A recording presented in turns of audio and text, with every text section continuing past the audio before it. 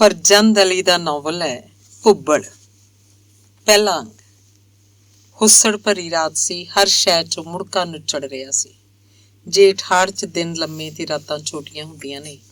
ਦਿਨ ਨੂੰ ਕਹਿਰ ਦੀ ਗਰਮੀ ਤੇ ਅੱਗ ਵਸਾਉਂਦੀ ਲੂ, ਰਾਤ ਨੂੰ ਹੁੱਸੜ ਤੇ ਸਾਹ ਘੁੱਟ ਲੈਣ ਵਾਲਾ ਸਮਾਂ ਬਣ ਜਾਂਦਾ ਹੈ। ਪਰ ਉਸ ਰਾਤ ਤਾਂ ਕੁਝ ਜ਼ਿਆਦਾ ਹੀ ਹੁੱਸੜ ਬਣਿਆ ਸੀ। ਜੁੱਸੇ 'ਚੋਂ ਮੁੜਕਾ ਚੋ ਚੋ ਕੇ ਲੀੜੇ ਗੁੜਚ ਹੋ ਗਏ। ਮੁੜ ਕੇ ਭਿੱਜੇ ਲੀੜੇ ਜੁੱਸੇ ਨਾਲ ਚਿੰਬੜਦੇ ਤਾਂ ਬਹੁਤ ਆਵਾਜ਼ਾਰੀ ਹੁੰਦੀ ਸੀ। ਘੜੀ ਮੁੜੀ ਨਹਾਉਣ ਨਾਲ ਵੀ ਕੁਝ ਫਰਕ ਨਾ ਪੈਂਦਾ। ਤਨ ਦੇ ਲੀੜੇ ਲਾਹ ਸੁੱਟਣ ਨੂੰ ਜੀਅ ਕਰਦਾ ਸੀ, ਪਰ ਨੰਗੇ ਪਿੰਡੇ ਗੁੱਤੀ ਬਹੁਤ ਵੱਢਦੀ ਤਾਂ ਜੁੱਸੇ ਉੱਤੇ ਸਾੜ ਪੈ ਜਾਂਦਾ। ਧੁੱਪ ਤੇ ਲੂ ਨਾਲ ਮੱਛਰ ਭਾਵੇਂ ਮਰ ਖੱਪ ਗਿਆ ਸੀ, ਪਰ ਗੁੱਤੀ ਤਾਂ ਬਹੁਤ ਢੀਠ ਹੁੰਦੀ ਏ। ਸਾਰਾ ਦਿਨ ਗੋਹੇ ਨੂੰ ਚੰਬੜੀ ਰਹਿੰਦੀ ਏ, ਰਾਤ ਨੂੰ ਆਦਮਖੋਰ ਬਣ ਖਲੋਂਦੀ ਏ। ਜੇ ਲੀੜੇ ਨਾਲ ਮੂੰਹ ਸਿਰ ਤੇ ਜੁੱਸਾ ਵਲੇਟ ਲਈਏ ਤਾਂ ਸਾਹ ਘੁੱਟ ਹੁੰਦਾ ਹੈ, ਜੇ ਲਾਹ ਦਈਏ ਤਾਂ ਗੁੱਤੀ ਹਮਲਾ ਕਰਦਾ ਹੈ। ਜਾਨ ਉੱਤੇ ਤਲੋ ਮੱਛੀ ਵਾਂਗਰ ਬਣੀ ਹੋਈ ਏ। ਸੌਣ ਜੋਗੇ ਨਾ ਜਾਗਣ ਜੋਗੇ। ਜਿੱਥੇ ਗੁੱਤੀ ਵੱਢਦੀ, ਝੱਟ ਧੱਫਾ ਮਾਰ ਕੇ ਦੁਸ਼ਮਣ ਨੂੰ ਖਤਮ ਕਰਨ ਦਾ ਯਤਨ ਕਰਨ ਨਾਲ ਆਪਣੇ ਜੁੱਸੇ ਨੂੰ ਹੀ ਚਾਂਟਾ ਮਾਰ ਕੇ ਬੁਰਾ ਹਾਲ ਕੀਤਾ ਹੋਇਆ ਸੀ। ਸਗੋਂ ਬੰਦਾ ਤੇ ਗੁੱਤੀ ਨਾਲ ਲੜਦਾ ਹੋਇਆ ਮੰਜੀ ਨਾਚ ਕਰਦਾ ਜਾਪਦਾ। ਉਸ ਰਾਤ ਪੂਰੀ ਜੂਹ ਦਾ ਸਾਹ ਘੁੱਟਿਆ ਹੋਇਆ ਸੀ। ਹਰ ਸ਼ੈ ਡਰੀ ਡਰੀ ਸਹਿਮੀ ਸਹਿਮੀ ਜਾਪਦੀ ਸੀ, ਜਿਵੇਂ ਲੋਕ ਕਹਾਣੀਆਂ 'ਚ ਕਿਸੇ ਜਿੰਨ ਦੇ ਆਉਣ ਦੀ ਖਬਰ ਸੁਣ ਕੇ ਹਰ ਸ਼ੈ ਦੜ ਵੱਟ ਜਾਂਦੀ ਹੈ। ਸਾਡੇ ਘਰ ਦੀ ਕੱਚੀ ਕੰਧ ਦੇ ਖੁੱਡੋਲਣੇ ਵਿੱਚ ਸਰੋਂ ਦੇ ਤੇਲ ਨਾਲ ਬਲਦਾ ਦੀਵਾ ਲੱਟ ਲੱਟ ਜਗ ਰਿਹਾ ਸੀ। ਦੀਵੇ ਦੀ ਲਾਟ 'ਚ ਕੰਬਣੀ ਕੋਈ ਨਹੀਂ ਸੀ। ਸਿੱਧੀ ਤੇ ਸਾਫ਼ ਲਾਟ ਉਤਾਂ ਦੀ ਉਤਾਂ ਹੀ ਜਾਂਦੀ ਪਈ ਸੀ। ਦੀਵੇ ਦੁਆਲੇ ਕੋਈ ਪਤੰਗਾ ਵੀ ਨਹੀਂ ਸੀ। ਉਹਨਾਂ ਦੇ ਵੀ ਖੌਰੇ ਸਾਹ ਘੁੱਟ ਗਏ ਸਨ, ਜਾਂ ਇਹ ਨੂਰ ਦੇ ਆਸ਼ਿਕ ਪਤੰਗੇ ਜੂਹੀ ਛੱਡ ਗਏ ਸੀ ਕਿ ਮਰ ਗਏ ਹੋਏ ਸੀ, ਜਾਂ ਨੂਰ ਦੀ ਆਸ਼ਕੀ ਤੇ ਤੋਬਾ ਕਰੀ ਬੈਠੇ ਸੀ। ਕਾਰਨ ਕੋਈ ਵੀ ਸੀ, ਪਰ ਉਸ ਰਾਤ ਦੀਵੇ ਦੁਆਲੇ ਪਤੰਗਾ ਕੋਈ ਨਹੀਂ ਸੀ ਨਜ਼ਰੀ ਪੈ ਰਿਹਾ। ਸਾਹ ਘੁੱਟ ਲੈਣ ਵਾਲੀ ਕਾਲੀ ਤੇ ਚੁੱਪ ਚਾਂ ਰਾਤ 'ਚ ਅਸਾਂ ਮੰਜੀਆਂ ਉੱਤੇ ਲੰਮੇ ਪਏ ਹੋਏ ਗੁੱਤੀ ਨਾਲ ਲੜ ਭਿੜ ਰਹੇ ਸਾਂ ਤੇ ਚੌਂਦੇ ਮੁੜਕੇ ਨੂੰ ਫੂਕਾਂ ਮਾਰ ਮਾਰ ਕੇ ਖਜੂਰ ਦੀਆਂ ਪੱਖੀਆਂ ਨਾਲ ਸੁਕਾਵਣ ਦਾ ਯਤਨ ਕਰ ਰਹੇ ਸਾਂ। ਲੱਗਦਾ ਸੀ ਅਸੀਂ ਥੱਕਦੇ ਜਾਂਦੇ ਸਾਂ ਤੇ ਦੁਸ਼ਮਣ ਚੜ੍ਹਾਈ ਉੱਤੇ ਸੀ। ਊਂਘ ਆਉਂਦੀ ਤਾਂ ਪੱਖੇ ਹੱਥੋਂ ਡਿੱਗ ਡਿੱਗ ਪੈਂਦੇ। ਉਸੇ ਵੇਲੇ ਹੀ ਦੁਸ਼ਮਣ ਡੰਗ ਮਾਰ ਕੇ ਰੱਤ ਪੀ ਜਾਂਦਾ। ਝੱਟ ਅੱਖ ਖੁੱਲਦੀ ਤਾਂ ਪੱਖੇ ਦੀ ਭਾਲ ਕਰਦੇ। ਇਹੋ ਹੀ ਹਾਲ ਵਿਹੜੇ ਲਾਗੇ ਖੁਰਲੀ ਦੁਆਲੇ ਬੱਧੇ ਡੰਗਰਾਂ ਦਾ ਸੀ।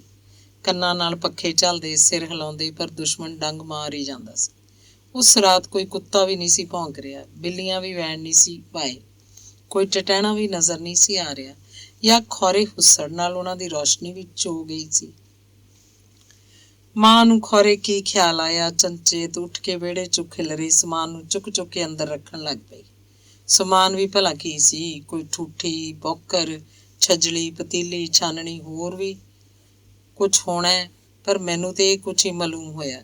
ਇਹ ਸ਼ੈਆਂ ਸੰਭਾਲਦੇ ਹੋਇਆ ਮਾਂ ਨੇ ਆਖਿਆ, ਬਾਲੋ ਆਪਣਾ ਲੀੜਾ ਕੱਪੜਾ ਚੰਗੀ ਤਰ੍ਹਾਂ ਕੁੰਝ ਕੇ ਸੰਭਾਲ ਲਓ, ਹਨੇਰੀ ਆਉਣ ਵਾਲੀ ਏ, ਉੱਡ ਗਈ ਕੋਈ ਸ਼ੈ ਤੇ ਮੁੜ ਕੇ ਹੱਥ ਨਹੀਂ ਆਵਣੀ।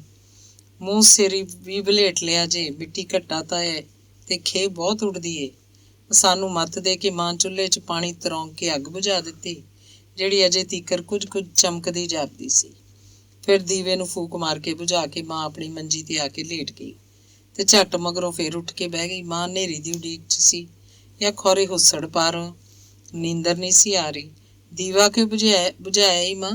ਬਲਦਾ ਦੀਵਾ ਮੈਨੂੰ ਚੰਗਾ ਲੱਗਦਾ। ਮੇਰੇ ਪਿੱਛਣ ਉੱਤੇ ਮਾਂ ਨੇ ਆਖਿਆ, ਵੇਖਦਾ ਨਹੀਂ ਘੁੱਟ ਕਿੰਨਾ ਵੱਧ ਗਿਆ ਹੈ, ਹਨੇਰੀ ਛੁੱਟਣੀ ਵਾਲੀ ਏ, ਮੂੰਹ ਸਿਰ ਵਲੇਟ ਲੈ। ਹਨੇਰੀ ਨਾਲ ਤਾਂ ਦੀਵਾ ਆਪੇ ਬੁੱਝ ਜਾਣਾ ਸੀ ਮਾਂ, ਉਦੋਂ ਤੀਕ ਤੇ ਜਗਣ ਦੇਣਾ ਸੀ। ਡਰ ਸੀ ਕਿ ਹਨੇਰੀ ਨਾਲ ਦੀਵੇ ਦੀ ਅੱਗ ਕੁੱਲੀ ਨੂੰ ਨਾ ਪੈ ਜਾਏ। ਸੁੱਕੇ ਕੱਖ ਕਾਨੇ ਨੂੰ ਤਾਂ ਝੱਟ ਅੱਗ ਪੈ ਜਾਂਦੀ ਹੈ। ਮੈਂ ਚੁੱਪ ਕਰ ਗਿਆ ਤਾਂ ਮਾਂ ਨੇ ਫਿਰ ਸਮਝਾਉਂਦਿਆਂ ਹੋਇਆਂ ਆਖਿਆ, ਹਨੇਰੀ ਆਵਣ ਵਾਲੀ ਹੋਵੇ ਤੇ ਭਾਵੇਂ ਨਾ, ਪਰ ਕੁੱਲੀ ਜਾਂ ਝੁੱਗੀ ਵਾਲਿਆਂ ਨੂੰ ਚਾਹੀਦਾ ਚੁੱਲ੍ਹੇ ਦੀ ਅੱਗ ਤੇ ਦੀਵੇ ਬੁਝਾ ਕੇ ਸੌਵਣ।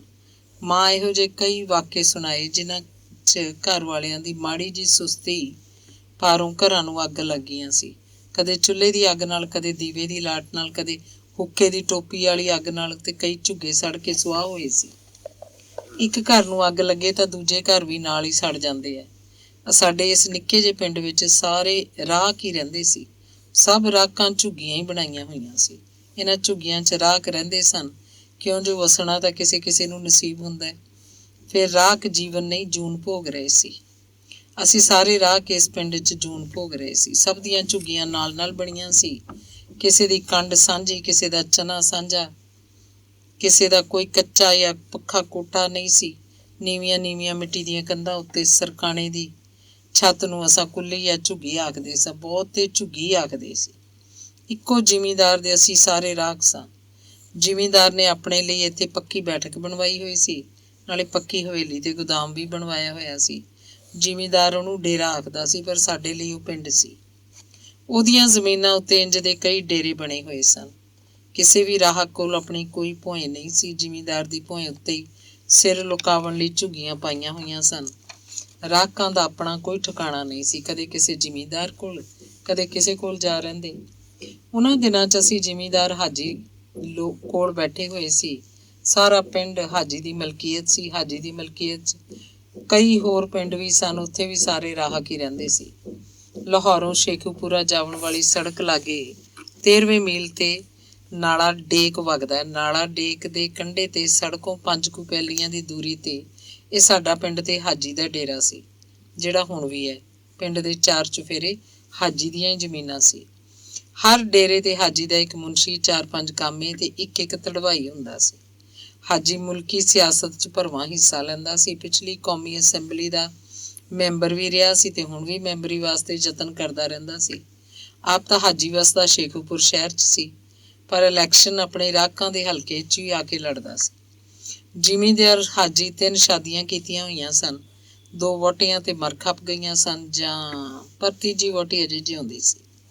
3 ਹੀ ਵਹੁਟੀਆਂ ਵਿੱਚੋਂ ਔਲਾਦ ਸੀ।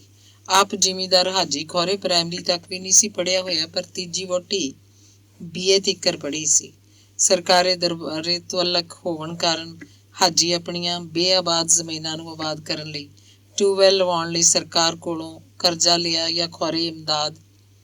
ਟਿਊਬਵੈੱਲ ਵਾਸਤੇ ਹਾਜੀ ਡੇਕ ਦਾ ਕੰਢਾ ਮਿਥਿਆ। ਉਹਦੀ ਇਸ ਭੋਏ ਵਿੱਚ ਪਹਿਲੇ ਤੋਂ ਇੱਕ ਖੂਹ ਤੇ ਇੱਕ ਜਲਹਾਰ ਵਗਦੀ ਸੀ। ਚਮਾਈ ਨਹਿਰ ਦਾ ਪਾਣੀ ਵੀ ਇਸੇ ਭੋਏ ਨੂੰ ਲੱਗਦਾ ਸੀ। ਹਾਜੀ ਰਾਜਬਾਹ ਵਿੱਚੋਂ ਪਾਣੀ ਚੋਰੀ ਕਰਕੇ ਵੀ ਆਪਣੀ ਭੋਏ ਤਰ ਕੀਤੀ ਰੱਖਦਾ ਸੀ। ਰਾਜਬਾਹ ਦੇ ਰਾਖੇ ਬੇਲਦਾਰ, ਪਟਵਾਰੀ ਤੇ ਦੂਜੇ ਅਫਸਰ ਹਾਜੀ ਦੇ ਆਪਣੇ ਸਕੇ ਸੁਆਂਦੇ ਲੱਗਦੇ ਜਾਪਦੇ ਸਨ। ਪੁਲਿਸ ਵਿੱਚ ਵੀ ਹਾਜੀ ਦੇ ਕੁਝ ਆਪਣੇ ਬੰਦੇ ਅਫਸਰ ਸਨ। ਸੱਜੇ ਖੱਬੇ, ਦੂਰ ਨੇੜੇ ਦੇ ਲਾਗੇ ਪਿੰਡਾਂ 'ਚ ਹਾਜੀ ਦਾ ਵੱਜ ਕਾਫੀ ਸੀ ਤੇ ਸ਼ਹਿਰ ਵੀ। ਹਾਜੀ ਕਦੀ ਕਦੀ ਆਪਣੇ ਡੇਰੇ ਤੇ ਆਉਂਦਾ ਤਾਂ ਰਾਹਕ ਮੰਗਤਿਆਂ ਵਾਂਗ ਹਾਜ਼ਰ ਰਹਿੰਦੇ। ਹਾਜੀ ਮੂੰਹ ਦਾ ਮਿੱਠਾ ਤੇ ਦਿਲ ਦਾ ਭੈੜਾ ਬੰਦਾ ਸੀ। ਉਹਦੀ ਨੀਤ ਵਿੱਚ ਹਮੇਸ਼ਾ ਮੱਕਾਰੀ ਤੇ ਠੱਗੀ ਭਰੀ ਰਹਿੰਦੀ ਸੀ। ਰਾਹਕਾਂ ਨੂੰ ਵਾਹੀ ਵਾਸਤੇ ਦਿੱਤੀ ਹੋਈ ਭੋਏ ਹਰ ਸਾਲ ਬਦਲ ਦਿੰਦਾ ਸੀ। ਇੰਜ ਕਰਨ ਨਾਲ ਉਹਨੂੰ ਸਵਾਦ ਆਉਂਦਾ ਸੀ ਖੌਰੇ। ਇਸ ਕਾਰਨ ਰਾਹਕ ਹਰ ਵੇਲੇ ਬੇਯਕੀਨੀ 'ਚ ਹੀ ਰਹਿੰਦੇ। ਇੱਕ ਦੂਜੇ ਦੇ ਖਿਲਾਫ ਆਪਣੇ ਦਿਲ 'ਚ ਗੁੱਸਾ ਰੱਖਦੇ ਤੇ ਘੂਰਦੇ ਰਹਿੰਦੇ ਸੀ। ਰਾਹਕ ਜ਼ਿਆਦਾ ਤੋਂ ਜ਼ਿਆਦਾ ਮਿਹਨਤ ਕਰਕੇ ਹਾਜੀ ਜ਼ਿਮੀਂਦਾਰ ਦਾ ਦਿਲ ਖੁਸ਼ ਕਰਨ ਦਾ ਯਤਨ ਕਰਦੇ, ਪਰ ਫਸਲ ਪੱਕਣ ਉੱਤੇ ਅੱਜੀ ਭੱਜੀ ਸਾਰੀ ਫਸਲ ਹਾਜੀ ਦੇ ਗੋਦਾਮ 'ਚ ਹੀ ਚਲੀ ਜਾਂਦੀ। ਫਿਰ ਉਹੀ ਅਨਾਜ ਜਿਹੜਾ ਰਾਹਕਾਂ ਬੀਜਿਆ, ਪਕਾਇਆ, ਵੱਢਿਆ, ਮੁੜ ਕੇ ਮਹਿੰਗੇ ਮੁੱਲ ਉਧਾਰ 'ਚ ਰਾਹਕਾਂ ਨੂੰ ਲੈਣਾ ਪੈਂਦਾ ਸੀ। ਇਸੇ ਉਧਾਰ 'ਚ ਅਗਲੀ ਫਸਲ ਸਾਰੀ ਦੀ ਸਾਰੀ ਫਿਰ ਹਾਜੀ ਦੇ ਗੋਦਾਮਾਂ 'ਚ ਚਲੀ ਜਾਂਦੀ ਤੇ ਰਾਹਕਾਂ ਦੇ ਸਿਰ ਉੱਤੇ ਉਧਾਰ ਦੂਣ ਸਵਾਇਆ ਹੋਈ ਜਾਂਦਾ ਸੀ। ਨਾਲਾ ਡੇਕ ਤੇ ਬਹੁਤ ਵੱਡੀ ਤਾਕਤ ਵਾਲਾ ਟਿਊਬਵੈੱਲ ਲੱਗ ਰਿਹਾ ਸੀ। ਟਿਊਬਵੈੱਲ ਦੇ ਗੱਡਣ ਤੇ ਖਾਲ ਬੰਨਣ 'ਚ ਰਾਹਕ ਜਪੇ ਹੋਏ ਸਨ। ਵਾਢੀਆਂ ਮੁੱਕਣ ਮਗਰੋਂ ਕੁਛ ਇਹ ਦਿਨ ਹੀ ਵਿਹਲੇ ਸੀ, ਪਰ ਨਵੇਂ ਟਿਊਬਵੈੱਲ ਲੱਗਣ ਕਾਰਨ ਰਾਹਕਾਂ ਦਾ ਵਿਹਲ ਮੁੱਕ ਗਿਆ ਸੀ। ਸਾਰਾ ਦਿਨ ਜੁਪੇ ਰਹਿੰਦੇ ਤੇ ਰਾਤ ਨੂੰ ਥੱਕ ਟੁੱਟ ਕੇ ਇੰਜ ਪੈ ਜਾਂਦੇ ਜਿਵੇਂ ਕਬਰ 'ਚ ਪਏ ਹੋਣ। ਕੋਈ ਹੋਸ਼ ਨਹੀਂ ਸੀ ਰਹਿੰਦੀ ਰਾਹਕਾਂ ਨੂੰ। ਖੇਲ, ਸ਼ੁਗਲ ਤੇ ਹਾਸੇ ਮਖੌਲ ਲਈ ਉਹਨਾਂ ਕੋਲ ਵਿਹਲ ਹੀ ਕੋਈ ਨਹੀਂ ਸੀ। ਸਵਾਣੀਆਂ ਮਾਲ ਡੰਗਰ ਬੰਨ੍ਹਦੀਆਂ, ਸਾਂਭਦੀਆਂ, ਖੋਲ੍ਹਦੀਆਂ, ਲਿਆਰੀਆਂ ਚੋਂਦੀਆਂ, ਪੱਠਾ ਦੱਥਾ ਲਿਆਉਂਦੀਆਂ, ਬਾਲਾਂ ਦਾ ਖਿਆਲ ਕਰਦੀਆਂ। ਇੰਨੇ ਬਹੁਤ ਕੰਮ ਕਾਜ ਪਾਰੋਂ ਉਹਨਾਂ ਕੋਲ ਵੀ ਕੋਈ ਵਿਹਲ ਨਹੀਂ ਸੀ। ਨਹਾਵਣਾ ਧੋਵਣਾ, ਸਾਫ਼ ਸੁਥਰਾ ਤੇ ਚਮਕ ਕੇ ਰਹਿਣ ਦਾ ਤੇ ਉਹਨਾਂ ਨੂੰ ਪਤਾ ਹੀ ਨਹੀਂ ਸੀ। ਇਹੀ ਵਜ੍ਹਾ ਸੀ ਕਿ ਰਾਹਕ ਸਵਾਣੀਆਂ ਵਹੁਟੀਆਂ ਘੱਟ ਤੇ ਕਮਲੀਆਂ ਜ਼ਿਆਦਾ ਜਾਪਦੀਆਂ। ਪਿੰਡ ਦੇ ਚੁਫੇਰੇ ਇੱਕ ਡੂੰਘਾ ਛੱਪੜ ਸੀ, ਜਿਹਦੇ 'ਚ ਛੋਟੇ ਜਵਾਕ ਡਿੱਗ ਪੈਂਦੇ ਸੀ। ਇੱਥੋਂ ਦੇ ਬਾਲ ਕੁਝ ਤਾਂ ਬਿਮਾਰੀ ਨਾਲ ਮਰ ਜਾਂਦੇ, ਕੁਝ ਛੱਪੜ 'ਚ ਡੁੱਬ ਕੇ ਖਤਮ ਹੁੰਦੇ ਰਹਿੰਦੇ। ਖੌਰੇ ਇਹ ਕਾਰਨ ਸੀ ਕਿ ਬਾਲਾਂ ਦੀ ਹਯਾਤੀ ਵਾਸਤੇ ਹਰ ਘਰ ਦਾ ਕੋਈ ਨਾ ਕੋਈ ਮੁਰਸ਼ਦ ਪੀਰ ਹੁੰਦਾ ਸੀ, ਜਿਹੜਾ ਹਰ 6 ਮਹੀਨੇ ਬਾਅਦ ਆਉਂਦਾ, ਦੁਆ ਕਰਦਾ, ਨਿਆਜ਼ ਲੈਂਦਾ, ਖਿਦਮਤ ਕਰਵਾਉਂਦਾ, ਬਾਲਾਂ ਤੇ ਸਵਾਣੀਆਂ ਨੂੰ ਤਾਵੀਜ਼ ਲਿਖ ਕੇ ਦੇ ਜਾਇਆ ਕਰਦਾ ਸੀ। ਮੁਰਸ਼ਦ ਪੀਰਾਂ ਤੇ ਤੋਂ ਅੱਡ ਫਿਰ ਦਰਵੇਸ਼ਾਂ ਕੋਲੋਂ ਵੀ ਦੁਆ ਤੇ ਟੂਣੇ ਟੋਟਕੇ ਕਰਵਾਏ ਜਾਂਦੇ। ਬਹੁਤੇ ਕੰਮਾਂ ਕਾਜਾਂ ਵਾਲੇ ਦਿਨਾਂ 'ਚ ਜਦੋਂ ਫਸਲ ਵੀ ਪੱਕੀ ਹੁੰਦੀ ਹੈ, ਫਸਲ ਸੰਭਾਲਣ ਦੇ ਨਾਲ ਨਾਲ ਪੱਠਾ ਦੱਥਾ ਤੇ ਡੰਗਰ ਬੱਚਾ ਵੀ ਸੰਭਾਲਣਾ ਪੈਂਦਾ ਹੈ। ਉਹਨਾਂ ਦਿਨਾਂ 'ਚ ਜਵਾਨ ਕੁੜੀਆਂ ਵਿੱਚੋਂ ਕਿਸੇ ਕੁੜੀ ਨੂੰ ਜਿੰਨ ਚੰਬੜ ਜਾਇਆ ਕਰਦਾ ਸੀ। ਇਸ ਬਹਾਨੇ ਕੁਝ ਦਿਨ ਕੰਮਾਂ ਤੋਂ ਜਾਨ ਛੁੱਟ ਜਾਂਦੀ। ਕਈ ਦਿਨਾਂ ਤੀਕਰ ਜਿੰਨ ਕੱਢਣ ਦਾ ਸ਼ੁਗਲ ਲੱਗਾ ਰਹਿੰਦਾ ਸੀ। ਨਜ਼ਰ ਨਿਆਜ਼ ਲਈ ਪੀਰ ਫਕੀਰਾਂ ਦੀਆਂ ਮੌਜਾਂ ਤੇ ਗੱਭਰੂਆਂ ਲਈ ਰੌਣਕ ਬਣ ਜਾਂਦੀ ਸੀ। ਜਿੰਨ ਕੱਢਣ ਵਾਲੇ ਪੀਰ ਗੁੱਗਲ ਧੁਖਾ ਕੇ ਧੂਣੀ ਦਿੰਦੇ, ਨਾ ਸਮਝ ਆਉਣ ਵਾਲੇ ਮੰਤਰ ਪੜ੍ਹਦੇ, ਫੂਕਾਂ ਮਾਰਦੇ। ਗੱਭਰੂ ਘੜਾ ਪਰਾ ਤੇ ਥਾਲ ਵਜਾ ਕੇ ਪੀਰ ਫਕੀਰ ਦੇ ਦੱਸੇ ਹੋਏ ਅਮਲ ਵਾਂਗਰ ਗਾਉਂਦੇ, ਗੁਟਕਦੇ, ਖੁਸ਼ ਹੁੰਦੇ ਤੇ ਜਿੰਨ ਚੰਬੜੀ ਕੁੜੀ ਨੂੰ ਨਜ਼ਰਾਂ ਨਾਲ ਤੋਲਦੇ ਰਹਿੰਦੇ ਸਨ। ਜਿੰਨ ਚਿੰਬੜੀ ਕੁੜੀ ਵਾਲ ਖੋਲ ਕੇ ਸਿਰ ਘੁਮਾਉਂਦੀ ਚੰਗੀ ਲੱਗਦੀ ਤੇ ਕਦੀ ਚੁੜੇਲ ਵਾਂਗ ਮਾਲੂਮ ਹੁੰਦੀ ਸੀ। ਸ਼ੁਦੈਣਾ ਵਾਲਾ ਹਾਲ ਤੇ ਆਪੇ ਬਣ ਜਾਂਦਾ ਸੀ। ਮਾਵਾਂ ਬਾਲਾਂ ਨੂੰ ਨੇੜੇ ਨਾ ਆਵਣ ਦਿੰਦੀਆਂ। ਕੰਮਾਂ ਕਾਜਾਂ ਤੋਂ ਨੱਸੀ ਮੁਟਿਆਰ ਜਿੰਨ ਚਿੰਬੜਨ ਨਾਲ ਜ਼ਿਆਦਾ ਥੱਕ ਟੁੱਟ ਜਾਂਦੀ। ਇਸੇ ਲਈ ਉਹਨੂੰ ਆਪ ਹੀ ਜਿੰਨ ਨੂੰ ਛੇਤੀ ਛੱਡ ਕੇ ਕੰਮ ਕਾਜਾਂ ਵੱਲ ਪਰਤਣਾ ਪੈਂਦਾ ਸੀ। ਬਾਲਾਂ ਦੀਆਂ ਮਾਵਾਂ ਡਰਦੀਆਂ ਤੇ ਬਾਲਾਂ ਨੂੰ ਵੀ ਡਰਾਉਂਦੀਆਂ ਰਹਿੰਦੀਆਂ ਸੀ। ਬਾਲਾਂ ਤੇ ਡਰਾਕਲ ਸੁਆਣੀਆਂ ਨੂੰ ਕਾਲੀ ਰਾਤ 'ਚ ਹਰ ਪਾਸੇ ਜਿੰਨ ਖਲੋਤੇ ਲੁਕੇ ਹੋਏ ਦਿਸਦੇ। ਨਾ ਤੇ ਆਪ ਰਾਤ ਨੂੰ ਬਾਹਰ ਨਿਕਲਦੀਆਂ ਤੇ ਨਾ ਹੀ ਬਾਲਾਂ ਨੂੰ ਅੱਖੋਂ ਓਹਲੇ ਹੋਣ ਦਿੰਦੀਆਂ। ਬਾਲਾਂ ਦੇ ਤੇ ਆਪਣੇ ਗਲ 'ਚ ਤਾਵੀਜ਼ ਮੜਾ ਕੇ ਪਾਈ ਰੱਖਦੀਆਂ ਸੀ। ਸਿਆਲ ਦੀਆਂ ਰਾਤਾਂ 'ਚ ਅਸਾਂ ਆਪਣੇ ਕੁਨਬੇ ਦੇ ਬਾਲ ਤਾਏ ਤੇ ਤਾਈ ਕੋਲੋਂ ਕਹਾਣੀ ਸੁਣਦੇ ਸਾਂ। ਤਾਏ ਕੋਲੋਂ ਕਾਲੇ ਦਿਓ ਦੀ ਕਹਾਣੀ ਸੁਣ ਕੇ ਅਸਾਂ ਹੋਰ ਵੀ ਡਰਨ ਲੱਗ ਪੈਂਦੇ ਸਾਂ। ਪਰ ਮੇਰੇ ਦਿਲ 'ਚ ਇੱਕ ਸੱਧਰ ਜਿਹੀ ਹੁੰਦੀ ਕਿ ਜਿੰਨ ਕਿੰਝ ਦਾ ਹੁੰਦਾ ਹੈ, ਕਾਲਾ ਦਿਓ ਕੀ ਹੁੰਦਾ ਹੈ। ਵੇਖਾਂ ਤੇ ਸਹੀ ਉਹ ਚੰਬੜਦਾ ਕਿੰਝੇ, ਪਰ ਡਰ ਵੀ ਆਉਂਦਾ ਸੀ। ਕਾਲੇ ਦਿਓ ਦੀ ਕਹਾਣੀ ਵਾਲਾ ਦਿਓ ਇੱਕ ਸ਼ਹਿਜ਼ਾਦੀ ਨੂੰ ਚੁੱਕ ਕੇ ਲੈ ਜਾਂਦਾ ਤੇ ਪਹਾੜ 'ਚ ਕੈਦ ਕਰ ਦਿੰਦਾ। ਸ਼ਹਿਜ਼ਾਦੀ ਦੀ ਭਾਲ 'ਚ ਇੱਕ ਗਰੀਬ ਗੱਭਰੂ ਬੜੀਆਂ ਔਕੜਾਂ ਤੇ ਮੁਸੀਬਤਾਂ ਝੱਲ ਕੇ ਉੱਥੇ ਅੱਪੜ ਜਾਂਦਾ। ਸ਼ਹਿਜ਼ਾਦੀ ਉਹਨੂੰ ਵੇਖ ਕੇ ਪਹਿਲੇ ਹੱਸਦੀ, ਫਿਰ ਰੋਂਦੀ। ਹੱਸਦੀ ਏ ਉਹਦੇ ਆਵਣ ਦੀ ਖੁਸ਼ੀ ਕਾਰਨ, ਰੋਂਦੀ ਏ ਦਿਓ ਹੱਥੋਂ ਉਹਦੀ ਹਯਾਤੀ ਨੂੰ ਖਤਰੇ ਪਾਰੋਂ।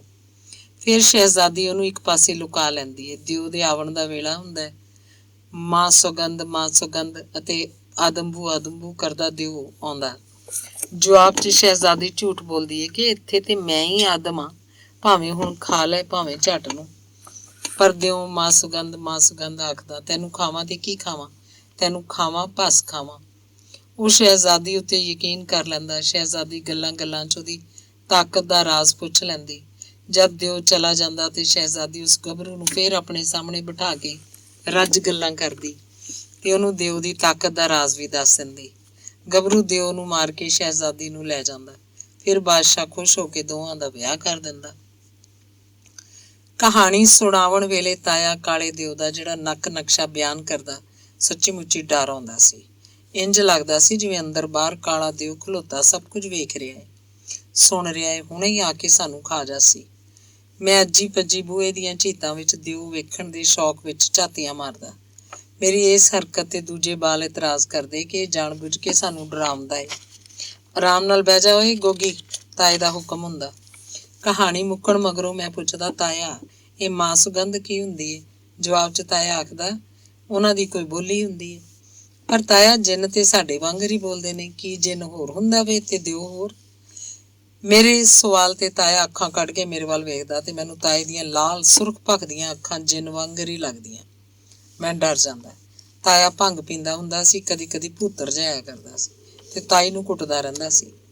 ਫਿਰ ਤਾਇਆ ਆਪਣੀ ਤਾਕਤ ਤੇ ਬਹਾਦਰੀ ਦੀਆਂ ਕਹਾਣੀਆਂ ਸੁਣਾਉਂਦਿਆਂ ਹੋਇਆ ਆਖਦਾ, ਪਿਛਲੇ ਸਮੇਂ 'ਚ ਸਾਡੇ ਚਾਚੇ ਸਾਡੇ ਪਿਓ ਨੂੰ ਮਾਰ ਕੁੱਟ ਲੈਂਦੇ ਸਨ। ਐਵੇਂ ਨਿੱਕੀ ਮੋਟੀ ਗੱਲ ਉੱਤੇ ਵੀ ਪਿਓ ਨੂੰ ਡੰਡ ਫੰਡ ਹੋ ਜਾਂਦੀ ਸੀ। ਅਸਾਂ ਤਿੰਨੇ ਭਰਾ ਜੇ ਛੋਟੇ ਸਾਂ, ਚਾਚਿਆਂ ਨੂੰ ਕਿਸੇ ਦਾ ਡਰ ਕੋਈ ਨਹੀਂ ਸੀ। ਉਹ ਸਾਡੇ ਪਿਓ ਤੇ ਮਾਂ ਦੋਵਾਂ ਨੂੰ ਮਾਰਦੇ ਰਹਿੰਦੇ ਸਨ। ਵੇਲੇ ਕੁ ਵੇਲੇ ਪਿਓ ਕੋਲੋਂ ਪੈਸਾ ਧੇਲਾ ਵੀ ਖੋਹ ਲੈਂਦੇ ਸਨ। ਦੋਵੇਂ ਚਾਚੇ ਸ਼ੈਤਾਨ ਦੀ ਮੁੱਤਰੀ ਉੱਕਾ ਲਿਹਾਜ਼ ਨਹੀਂ ਸਨ ਕਰਦੇ ਸਾਡੇ ਮਾਪਿਆਂ ਦਾ। ਸਾਡੇ ਪਿਓ ਨੇ ਤੰਗ ਆ ਕੇ ਸਾਨੂੰ ਸਾਂਭਣਾ ਸ਼ੁਰੂ ਕੀਤਾ, ਖਾਸ ਕਰਕੇ ਮੈਨੂੰ ਤੇ ਉਸ ਸਾਨਾ ਵਾਂਗ ਖੁਆਇਆ ਪਿਆਇਆ ਤੇ ਵਿਹਲਾ ਛੱਡ ਦਿੱਤਾ। ਮੈਂ ਹੀ ਵੱਡਾ ਸਾਂ, ਦੂਜੇ ਦੋਵੇਂ ਅਜੇ ਛੋਟੇ ਸਨ। ਮੈਨੂੰ ਜ਼ਰਾ ਕੁ ਹੋਸ਼ ਆਈ ਤਾਂ ਮੈਂ ਅਖਾੜੇ ਜਾਵਣ ਲੱਗ ਪਿਆ। ਤੇਲ ਮਲਦਾ, ਜ਼ੋਰ ਕਰਦਾ, ਘੋਲ ਵੀ ਕਰਨ ਲੱਗ ਪਿਆ। ਫਿਰ ਮੇਰੇ 'ਚ ਇੰਨਾ ਜ਼ੋਰ ਤੇ ਟਿੱਲ ਆ ਗਿਆ ਕਿ ਲਾਗੇ ਦੀ ਜੂਹ 'ਚੋਂ ਕੋਈ ਵੀ ਮੇਰੇ ਵੱਲ ਮੂੰਹ ਨਹੀਂ ਸੀ ਕਰਦਾ।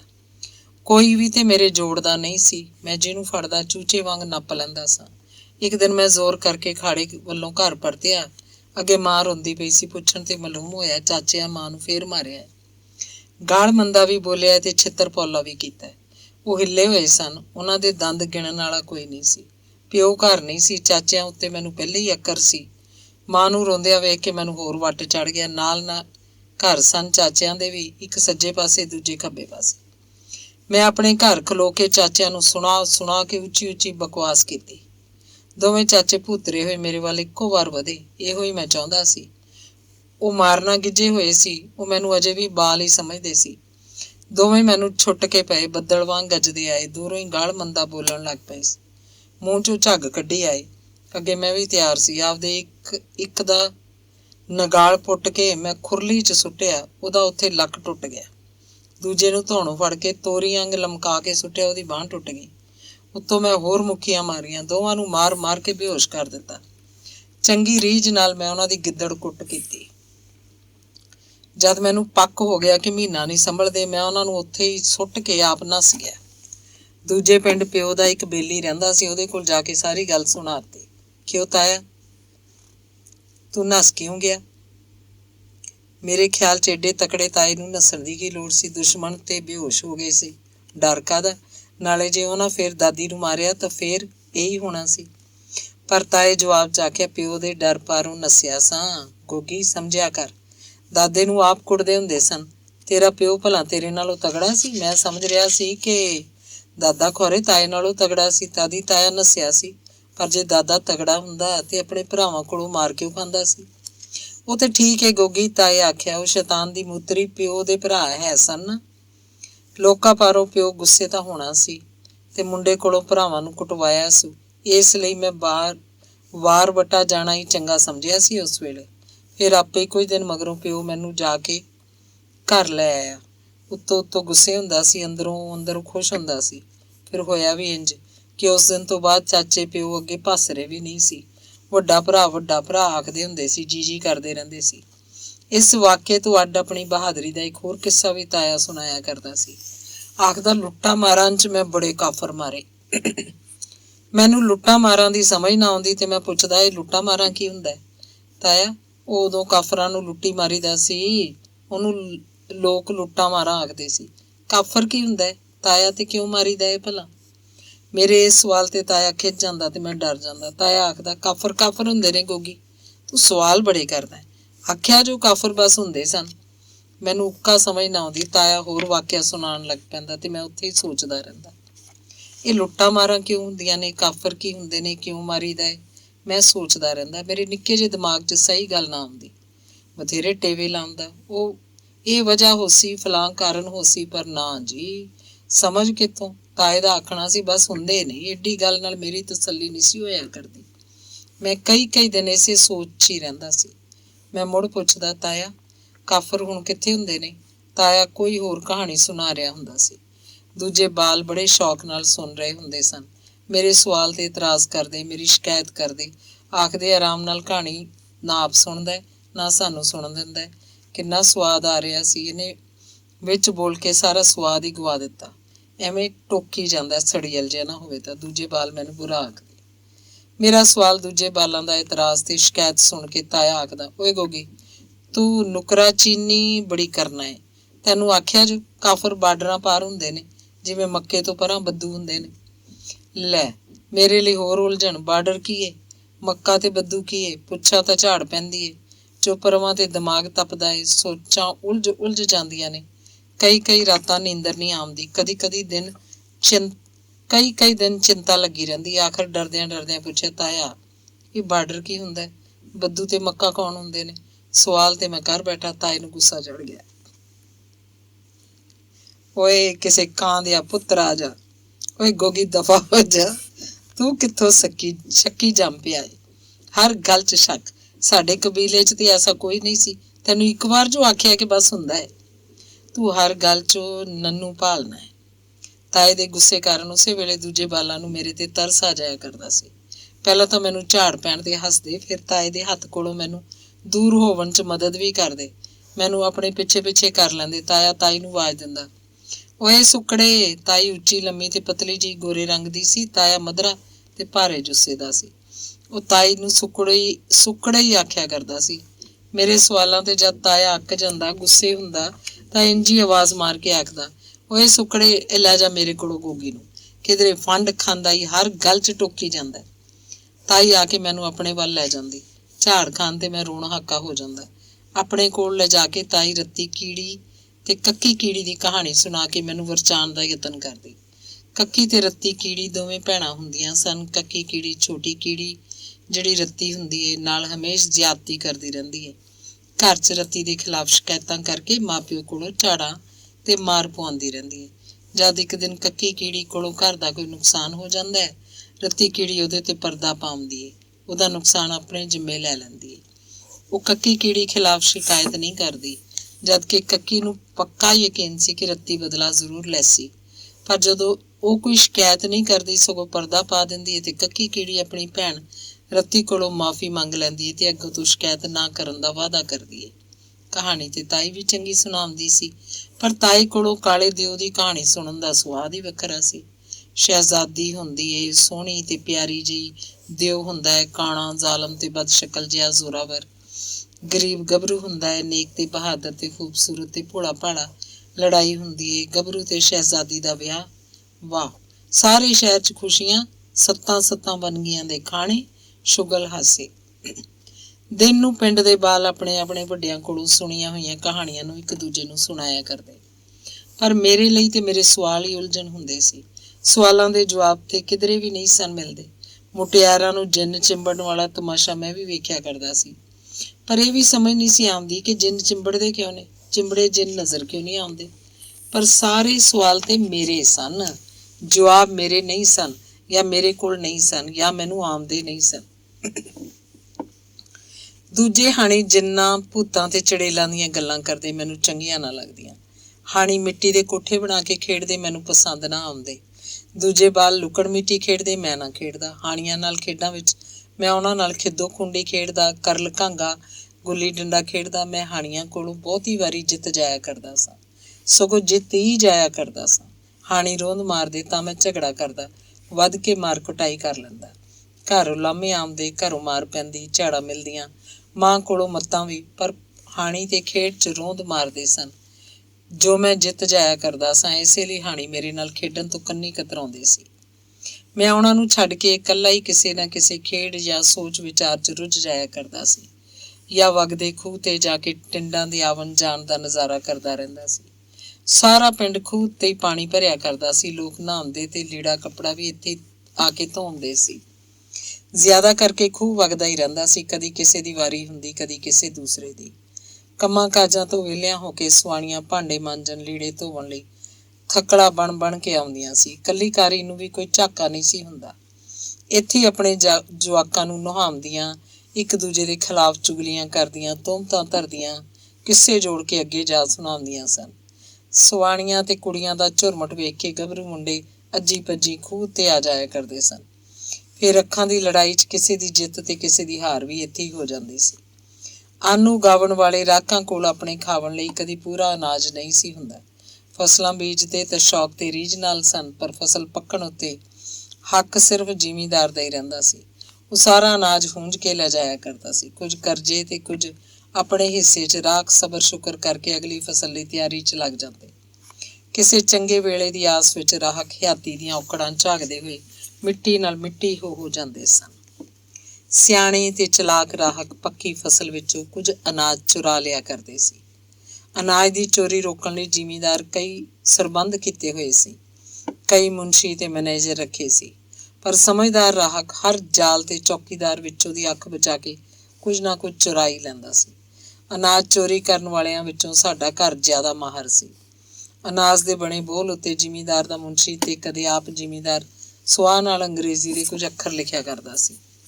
ਬੋਲ 'ਚੋਂ ਇੱਕ ਦਾਣਾ ਹਿਲਾਵਣ ਨਾਲ ਵੀ ਸੁਆਹ ਨਾਲ ਲਿਖੇ ਅੱਖਰ ਮਿਟ ਜਾਂਦੇ ਸਨ। ਮੁਨਸ਼ੀ ਸਾਬਰ ਸ਼ਾਹ ਨਾਲ ਸਾਡੇ ਪਿਓ ਦੇ ਹੱਥ ਮਿਲੇ ਹੋਏ ਸਨ। ਮੁਨਸ਼ੀ ਉਰਦੂ ਦੇ ਅੱਖਰ ਲਿਖਿਆ ਕਰਦਾ, ਉਰਦੂ ਦੇ ਅੱਖਰ ਸਾਡਾ ਪਿਓ ਸੋਖਤ ਨਾਲ ਵਾਹ ਲਿਆ ਕਰਦਾ ਸੀ, ਪਰ ਅੰਗਰੇਜ਼ੀ ਦੇ ਅੱਖਰ ਵੇਲੇ ਮੇਰੀ ਲੋੜ ਪਿਆ ਕਰਦੀ ਸੀ। ਆਪਣੇ ਹੀ ਬੋਲ 'ਚੋਂ ਦਾਣੇ ਚੋਰੀ ਕਰਨਾ ਮੈਨੂੰ ਅਜੀਬ ਤਾਂ ਬੁਰਾ ਲੱਗਿਆ ਕਰਦਾ ਸੀ, ਪਰ ਫਾਕੇ ਵੀ ਨਹੀਂ ਸੀ ਜਰੇ ਜਾਂਦੇ। ਸ਼ਰੀਫ ਤੇ ਨਾ ਸਮਝ ਰਾਹਕ ਫਾਕੇ ਜਰ ਲਿਆ ਕਰਦੇ ਸਨ। ਉਹਨਾਂ ਨੂੰ ਦਾਣੇ ਚੁਰਾਵਣ ਦਾ ਢੰਗ ਨਹੀਂ ਸੀ ਆ ਰਿਹਾ। ਬਹੁਤੇ ਅੱਖ ਪੜੇ ਹੋਏ ਵੀ ਨਹੀਂ ਸੀ। ਉਹ ਤਾਂ ਸਿਰਫ ਮੁਨਸ਼ੀ ਨੂੰ ਸਾਹਮਣੇ ਖਿਲਾਰ ਕੇ ਕੁਝ ਅਨਾਜ ਚੋਰੀ ਕਰ ਸਕਦੇ ਸਨ। ਆਪਣੇ ਸਾਹਮਣੇ ਅਨਾਜ ਦੀ ਚੋਰੀ ਮੁਨਸ਼ੀ ਘੱਟ ਹੀ ਹੋਣ ਦਿੰਦਾ ਸੀ। ਮੇਰੇ ਮਨ 'ਚ ਸਵਾਲ ਉੱਠਦਾ ਕਿ ਆਖਰ ਇੰਜ ਕਿਉਂ ਕਰਨਾ ਪੈਂਦਾ ਹੈ? ਜ਼ਿਮੀਂਦਾਰ ਸਾਰਾ ਅਨਾਜ ਕਿਉਂ ਲੈ ਜਾਂਦਾ ਹੈ? ਅਸਾਂ ਰਾਹਕ ਕਰਜ਼ਾ ਕਿਉਂ ਲੈਂਦੇ ਹਾਂ? ਪਰ ਮੈਨੂੰ ਇਸ ਕਿਉਂ ਦੀ ਉੱਕਾ ਸਮਝ ਨਾ ਆਉਂਦੀ। ਇਹ ਨਾ ਸਮਝੀ ਮੈਨੂੰ ਗੁੱਸਾ ਦਿਵਾਉਂਦੀ ਤੇ ਸੜੀਅਲ ਬਣਾਉਂਦੀ ਰਹਿੰਦੀ ਸੀ। ਸਾਡੇ ਨਾਲ ਚਾਚੇ ਦੀ ਸਾਂਝੀ ਵਾਹੀ ਬੀਜੀ ਸੀ। ਚਾਚਾ ਬੜੇ ਨਿੱਘੇ ਸੁਭਾਅ ਤੇ ਨਰਮ ਦਿਲ ਵਾਲਾ ਬੰਦਾ ਸੀ। ਹਾਸਾ ਮਖੌਲ ਤਾਂ ਹੋਰ ਹਰ ਗੱਲ ਵਿੱਚੋਂ ਕੱਢ ਲਿਆ ਕਰਦਾ ਸੀ। ਪਰ ਚਾਚੀ ਮਗਰੂਰ, ਗੁਸੈਲੀ ਤੇ ਜਿੱਦ ਕਰਨ ਵਾਲੀ ਸੁਆਣੀ ਸੀ। ਤਾਇਆ ਜ਼ੋਰਾਵਰ ਤੇ ਟਿੱਲ ਵਾਲਾ ਕੱਬਾ ਸੁਭਾਅ ਰੱਖਦਾ ਸੀ। ਦਰਵੇਸ਼ੀ ਪੱਖ ਵੱਲ ਵੀ ਉਲਰਦਾ। ਕਦੀ ਕਦੀ ਭੰਗ ਪੀ ਲੈਂਦਾ ਸੀ। ਮੌਤ ਚਾਹੇ ਤਾਲੀ ਅਲੀ ਵੀ ਕਰ ਲਿਆ ਕਰਦਾ ਸੀ। ਤਾਇਆ ਜਵਾਨੀ ਵੇਲੇ ਘੋਲ ਘੁਰਿਆ ਕਰਦਾ ਸੀ। ਲੜਾਈ 'ਚ ਡਾਂਗ ਸੋਟਾ ਵਰਤਣ ਤੇ ਨਹੀਂ ਸੀ ਡਰਦਾ ਹੁੰਦਾ। ਅਗਲੇ ਨੂੰ ਥੱਲੇ ਲਾ ਕੇ ਰੱਖਣ 'ਚ ਹੀ ਖੁਸ਼ ਰਹਿੰਦਾ ਸੀ। ਤੇ ਸਾਡੀ ਤਾਈ ਜ਼ੁਬਾਨ ਦੀ ਮਿੱਠੀ ਸੀ, ਪਰ ਕਿਸੇ ਵੀ ਗੱਲ ਤੋਂ ਮੁੱਕਰ ਜਾਣਾ ਕੋਈ ਭੈੜ ਨਹੀਂ ਸੀ ਸਮਝਿਆ ਕਰਦੀ। ਸਾਡਾ ਪਿਓ ਚਲਾਕ ਤੇ ਹੁਸ਼ਿਆਰ ਬੰਦਾ ਸੀ। ਆਪੇ ਘੱਟ ਕੰਮ ਕਰਨਾ ਤੇ ਭਰਾਵਾਂ ਕੋਲੋਂ ਜ਼ਿਆਦਾ ਮਿਹਨਤ ਕਰਵਾ ਲੈਣ ਦਾ ਡਾਢਾ ਢੰਗ ਜਾਣਦਾ ਸੀ। ਸਾਡੀ ਮਾਂ ਨਰਮ ਤਬੀਅਤ ਤੇ ਸਲਾਹ ਪਸੰਦ ਕਿਸਮ ਦੀ ਸੁਆਣੀ ਸੀ। ਅੰਗਾਂ ਸਾਕਾਂ ਰਿਸ਼ਤੇਦਾਰਾਂ 'ਚ ਸਾਡੇ ਪੂਰੇ ਖਾਨਦਾਨ 'ਚੋਂ ਸਿਰਫ ਮਾਂ ਦੀ ਬਹੁਤੀ ਇੱਜ਼ਤ ਤੇ ਆਦਰ ਹੁੰਦਾ ਸੀ। ਆਪਣੀ ਬਰਾਦਰੀ 'ਚ ਹੋਏ ਝਗੜੇ ਝੇੜੇ ਫੱਡੇ ਸਾਡਾ ਪਿਓ ਹੀ ਨਜਿੱਠਿਆ ਕਰਦਾ ਸੀ। ਤਾਇਆ ਤੇ ਚਾਚਾ ਕੋਈ ਦਿਲਚਸਪੀ ਨਹੀਂ ਸੀ ਰੱਖਦੇ। ਤਾਏ ਦੀ ਵਾਹੀ ਬੀਜੀ ਵੱਖਰੀ ਸੀ। ਪਿਓ ਤੇ ਚਾਚੇ ਕੋਲ ਗੱਡ ਸੀ ਤੇ ਤਾਏ ਕੋਲ ਵੀ। ਜਦੋਂ ਵਾਹੀ ਬੀਜੀ ਕੋਲੋਂ ਵੇਲ ਹੋਣੀ ਤਾਂ ਗੱਡ ਟੋਰ ਲੈਂਦੇ ਸਨ। ਪੱਠਾ ਦੱਥਾ ਤੇ ਤੂੜੀ ਪਰਾਲੀ ਲੱਦ ਕੇ ਸ਼ਹਿਰ ਜਾ ਵੇਚਦੇ ਸਨ। ਗੱਡ ਵਾਹੁਣ ਕਾਰਨ ਮਸਾਂ ਮਾਰ ਕੇ ਮੂੰਹ ਸਾਹਮਣੇ ਹੱਥ ਹੁੰਦਾ ਸੀ। ਕਈ ਹੋਰ ਰਾਕਾਂ ਵੀ ਗੱਡਾਂ ਬਣਾਈਆਂ ਹੋਈਆਂ ਸਨ, ਪਰ ਬਹੁਤੇ ਰਾਕ ਛੜੀ ਵਾਹੀ ਬੀਜੀ ਕਰਦੇ ਸਨ। ਉਸ ਹੁੱਸੜ ਵਾਲੀ ਰਾਤ ਪਹਿਲਾਂ ਤਾਂ ਇੱਕ ਸੜਦਾ ਬਲਦਾ ਹਵਾ ਦਾ ਬੁੱਲਾ ਆਇਆ। ਫਿਰ ਚੁੱਪ ਚਾਂ ਤੇ ਘੁੱਟ ਹੋਰ ਵੱਧ ਗਿਆ। ਅਸਾਂ ਮੂੰਹ ਸਿਰ ਵਲੇਟ ਲਏ ਤੇ ਆਸਾ ਪਾਸਾ ਵੀ ਕੱਜ ਲਿਆ। ਇੱਕੋ ਵਾਰ ਇੱਕੋ ਸਾਵੇਂ ਹਨੇਰੀ ਛੁੱਟ ਪਈ। ਕਾਲੀ ਭੂਰੀ ਸ਼ੂਕਦੀ ਹੋਈ ਮਿੱਟੀ, ਘੱਟਾ, ਖੇਤ ਤੇ ਕੱਖ ਕਾਨਾ ਮੀਂਹ ਵਾਂਗ ਵਰਨ ਲੱਗ ਪਿਆ। ਹਨੇਰੀ ਦੀ ਸ਼ੂਕਰ ਇੰਜ ਕਿ ਅਸਮਾਨ ਹੁਣੇ ਡਿੱਗਾ ਕਿ ਡਿੱਗਾ। ਵਿਹੜੇ 'ਚ ਨਿੱਕੇ ਰੁੱਖ ਵਿੱਚ ਗਏ, ਪਰ ਵੱਡੇ ਰੁੱਖ ਦੀਆਂ ਟਾਹਣੀਆਂ ਆਪੋ 'ਚ ਉਲਝਦਿਆਂ ਮਿਲਦੀਆਂ ਤੇ ਟੁੱਟ ਫੁੱਟ ਪੈਂਦੀਆਂ ਸੀ। ਇੱਕ ਟਾਹਣ ਟੁੱਟ ਕੇ ਦੂਰ ਜਾ ਡਿੱਗਾ। ਟਾਹਣ ਦੇ ਡਿੱਗਣ ਨਾਲ ਇੱਕ ਵਾਰ ਤਾਂ ਸਾਡਾ ਤਰਾਹ ਨਿਕਲ ਗਿਆ। ਮਾਂ ਝੱਟ ਉੱਠ ਕੇ ਵੇਖਿਆ ਕਿਧਰੇ ਕਿਸੇ ਪਸ਼ੂ ਤੇ ਨਾ ਡਿੱਗ ਪਿਆ ਹੋਵੇ। ਪਰ ਟਾਹਣ ਤਾਂ ਹੋਰ ਅੱਗੇ ਜਾ ਡਿੱਗਾ ਸੀ। ਰਾਕਾਂ ਦੇ ਵਿਹੜੇ ਖੁੱਲੇ ਹੁੰਦੇ ਨੇ। ਸਵੇਰ ਨੂੰ ਵੇਖਿਆ ਕਈ ਰਾਕਾਂ ਦੀਆਂ ਕੁੱਲੀਆਂ ਵੀ ਉੱਡ ਗਈਆਂ ਸੀ। ਸਾਡੀ ਕੁੱਲੀ ਨੂੰ ਵੀ ਹਨੇਰੀ ਉਡਾ ਲਿਆ ਹੋਇਆ ਸੀ। ਸਰਕਾਨਾ ਖਿਲ ਰਿਹਾ ਪਿਆ ਸੀ। ਸਾਡੇ ਮੂੰਹ ਸਿਰ ਤੇ ਜੁੱਸਾ ਘੱਟੋ ਘੱਟੀ ਹੋ ਗਏ ਸੀ। ਪਿਓ ਰਾਤੀ ਗੱਡ ਲੈ ਕੇ ਪਰਤ ਆਇਆ ਹੋਇਆ ਸੀ। ਸਵੇਰੇ ਦੋਵੇਂ ਮਾਂ ਤੇ ਪਿਓ ਕੁੱਲੀ ਦਾ ਖਿਲ ਰਿਹਾ ਸਰਕਾਨਾ ਇਕੱਠਾ ਕਰਨ 'ਚ ਰੁੱਝੇ ਹੋਏ ਸਨ। ਝੁੱਗੀ ਦੇ ਬਿਨਾਂ ਖਾਲੀ ਖੋਲੇ ਕਬਰਾਂ ਤੇ ਜਿੰਨਾ ਭੂਤਾਂ ਦੇ ਥੜੇ ਜਾਪਦੇ ਸੀ। ਭੂਆ ਅੰਨ ਪਾਣੀ ਪਕਾ ਕੇ ਸਾਨੂੰ ਖਾਵਣ ਲਈ ਬੁਲਾਇਆ। ਚੋਪੜੀ ਰੋਟੀ ਦੇ ਨਾਲ ਥੋਮ ਦੀ ਚਟਨੀ ਤੇ ਲੱਸੀ ਸੀ। ਸਾਰੇ ਰਾਕਾਂ ਦਾ ਇੰਜ ਦਾ ਹੀ ਛਾਹ ਵੇਲਾ ਹੋਇਆ ਕਰਦਾ ਸੀ। ਕਦੀ ਕੋਈ ਪੈਸਾ ਹੱਥ ਲੱਗਾ ਤਾਂ ਅਚਾਰ ਵੀ ਪਾ ਲਿਆ, ਪਰ ਪੈਸਾ ਘੱਟ ਹੀ ਲੱਭਿਆ ਕਰਦਾ ਸੀ। ਮੈਨੂੰ ਚਟਨੀ ਤੇ ਲੱਸੀ ਉੱਕਾ ਹੀ ਪਸੰਦ ਨਹੀਂ ਸੀ। ਲੱਸੀ 'ਚੋਂ ਮੈਨੂੰ ਛਾਣ ਆਉਂਦੀ ਏ। ਲੱਸੀ ਪੀਣਾ ਕੀ, ਮੈਂ ਤੇ ਲੱਸੀ ਲਿਬੜੇ ਭਾਂਡੇ 'ਚ ਪਾਣੀ ਵੀ ਨਹੀਂ ਪੀਂਦਾ। ਚਟਨੀ 'ਚ ਮਿਰਚਾਂ ਹੁੰਦੀਆਂ ਨੇ ਤੇ ਮਿਰਚਾਂ ਮੈਨੂੰ ਜ਼ਿਆਦਾ ਹੀ ਚੁੱਭਦੀਆਂ ਨੇ। ਮੂੰਹ ਸੜਦਾ। ਅਚਾਰ 'ਚ ਤੇਲ ਤੇ ਖਟਾਸ ਹੁੰਦੀ ਏ, ਇਹ ਵੀ ਮੈਨੂੰ ਪਸੰਦ ਨਹੀਂ। ਦੋਵੇਂ ਨਿੱਕੇ ਛਾਹ ਵੇਲਾ ਕਰਨ ਲੱਗੇ ਜਾਂ ਖੌਰੇ ਢਿੱਡ ਭਰਨ ਲੱਗ ਪਏ, ਪਰ ਮੈਂ ਰੋਟੀ ਖਾਵਣ ਤੋਂ ਨਾ ਕਰਦਿਆਂ ਹੋਇਆਂ ਆਖਿਆ, ਭੂਆ ਤੈਨੂੰ ਪਤਾ ਹੈ ਕਿ ਮੈਨੂੰ ਇਹ ਸ਼ੈਆਂ ਪਸੰਦ ਨਹੀਂ, ਫਿਰ ਵੀ ਤੂੰ ਮੇਰੇ ਲਈ ਲੱਸੀ ਤੇ ਚਟਨੀ ਰੱਖੀ ਏ। ਪਰ ਸੜੇ ਮੂੰਹ ਵਾਲੀ ਭੂਆ ਅੱਗੋਂ ਬੜਾ ਹੀ ਕੌੜਾ ਸੁਭਾਅ ਵਿਖਾਉਂਦਿਆਂ ਆਖਿਆ, ਹੋਰ ਕੀ ਰੱਖਦੀ ਤੇਰੇ ਨਵਾਬ ਦੇ ਵਾਸਤੇ? ਸਾਰੇ ਚੁੱਪ ਕਰਕੇ ਖਾਂਦੇ ਪਏ ਨੇ, ਤੈਨੂੰ ਸਵਾਦ ਲਈ ਨੂੰ ਕੁਝ ਭਾਂਦਾ ਹੀ ਨਹੀਂ। ਵੇਖਦਾ ਨਹੀਂ ਸਾਰੇ ਘਰ ਦਾ ਕੀ ਹਾਲ ਬਣਿਆ ਹੋਇਆ। ਤੈਨੂੰ ਨਖਰੇ ਸੋਚਦੇ ਨੇ ਵੱਡਾ ਸ਼ਹਿਜ਼ਾਦਾ। ਤੇ ਵੇਖੋ, ਭੂਆ ਹੱਥ ਨੂੰ ਚਾਹ ਕੇ ਆਖਿਆ। ਭੂਆ ਦੀ ਝਾੜ ਉੱਤੇ ਮੈਨੂੰ ਵੱਟ ਤੇ ਬਹੁਤ ਚੜਿਆ, ਪਰ ਭੂਆ ਨਾਲ ਝੇੜਾ ਕਰਕੇ ਅੱਗ ਨੂੰ ਛੇੜਨ ਵਾਲੀ ਗੱਲ ਸੀ। ਇਸ ਲਈ ਕੋਈ ਜਵਾਬ ਨਾ ਦਿੱਤਾ ਤੇ ਚੁੱਪ ਕਰਕੇ ਮੂੰਹ ਫੇਰ ਕੇ ਥੋੜਾ ਜਿਹਾ ਪਰਾਂ ਹੋ ਕੇ ਬਹਿ ਗਿਆ। ਫਿਰ ਮੈਂ ਆਪਣੇ ਆਪ ਨਾਲ ਹੌਲੀ ਜਿਹੀ ਬੋਲਿਆ, ਇਸ ਘਰ ਦਾ ਤਾਂ ਚਾਲਾ ਹੀ ਇਹ ਬਣਿਆ ਹੋਇਆ ਕਿ ਜਰਾ ਕੁ ਵੀ ਭੀੜ ਬਣੇ ਤੇ ਗੁੱਸਾ ਮੇਰੇ ਉੱਤੇ। ਭਲਾ ਮੇਰੀ ਖੁਰਾਕ ਹੀ ਕੀ ਏ? ਇੱਕ ਰੋਟੀ, ਥੋੜਾ ਜਿਹਾ ਗੁੜ ਤੇ ਇੱਕ ਗਲਾਸ ਕੱਚਾ ਦੁੱਧ। ਘਰ 'ਚ ਦੁੱਧ ਦੀ ਕਿਹੜਾ ਥੋੜ ਏ? ਮੇਰੀ ਇਸ ਬੁੜਬੁੜ ਨੂੰ ਸੁਣ ਕੇ ਭੂਆ ਮੇਰੀ ਸ਼ਿਕਾਇਤ ਮੇਰੇ ਪਿਓ ਅੱਗੇ ਕਰ ਦਿੱਤੀ।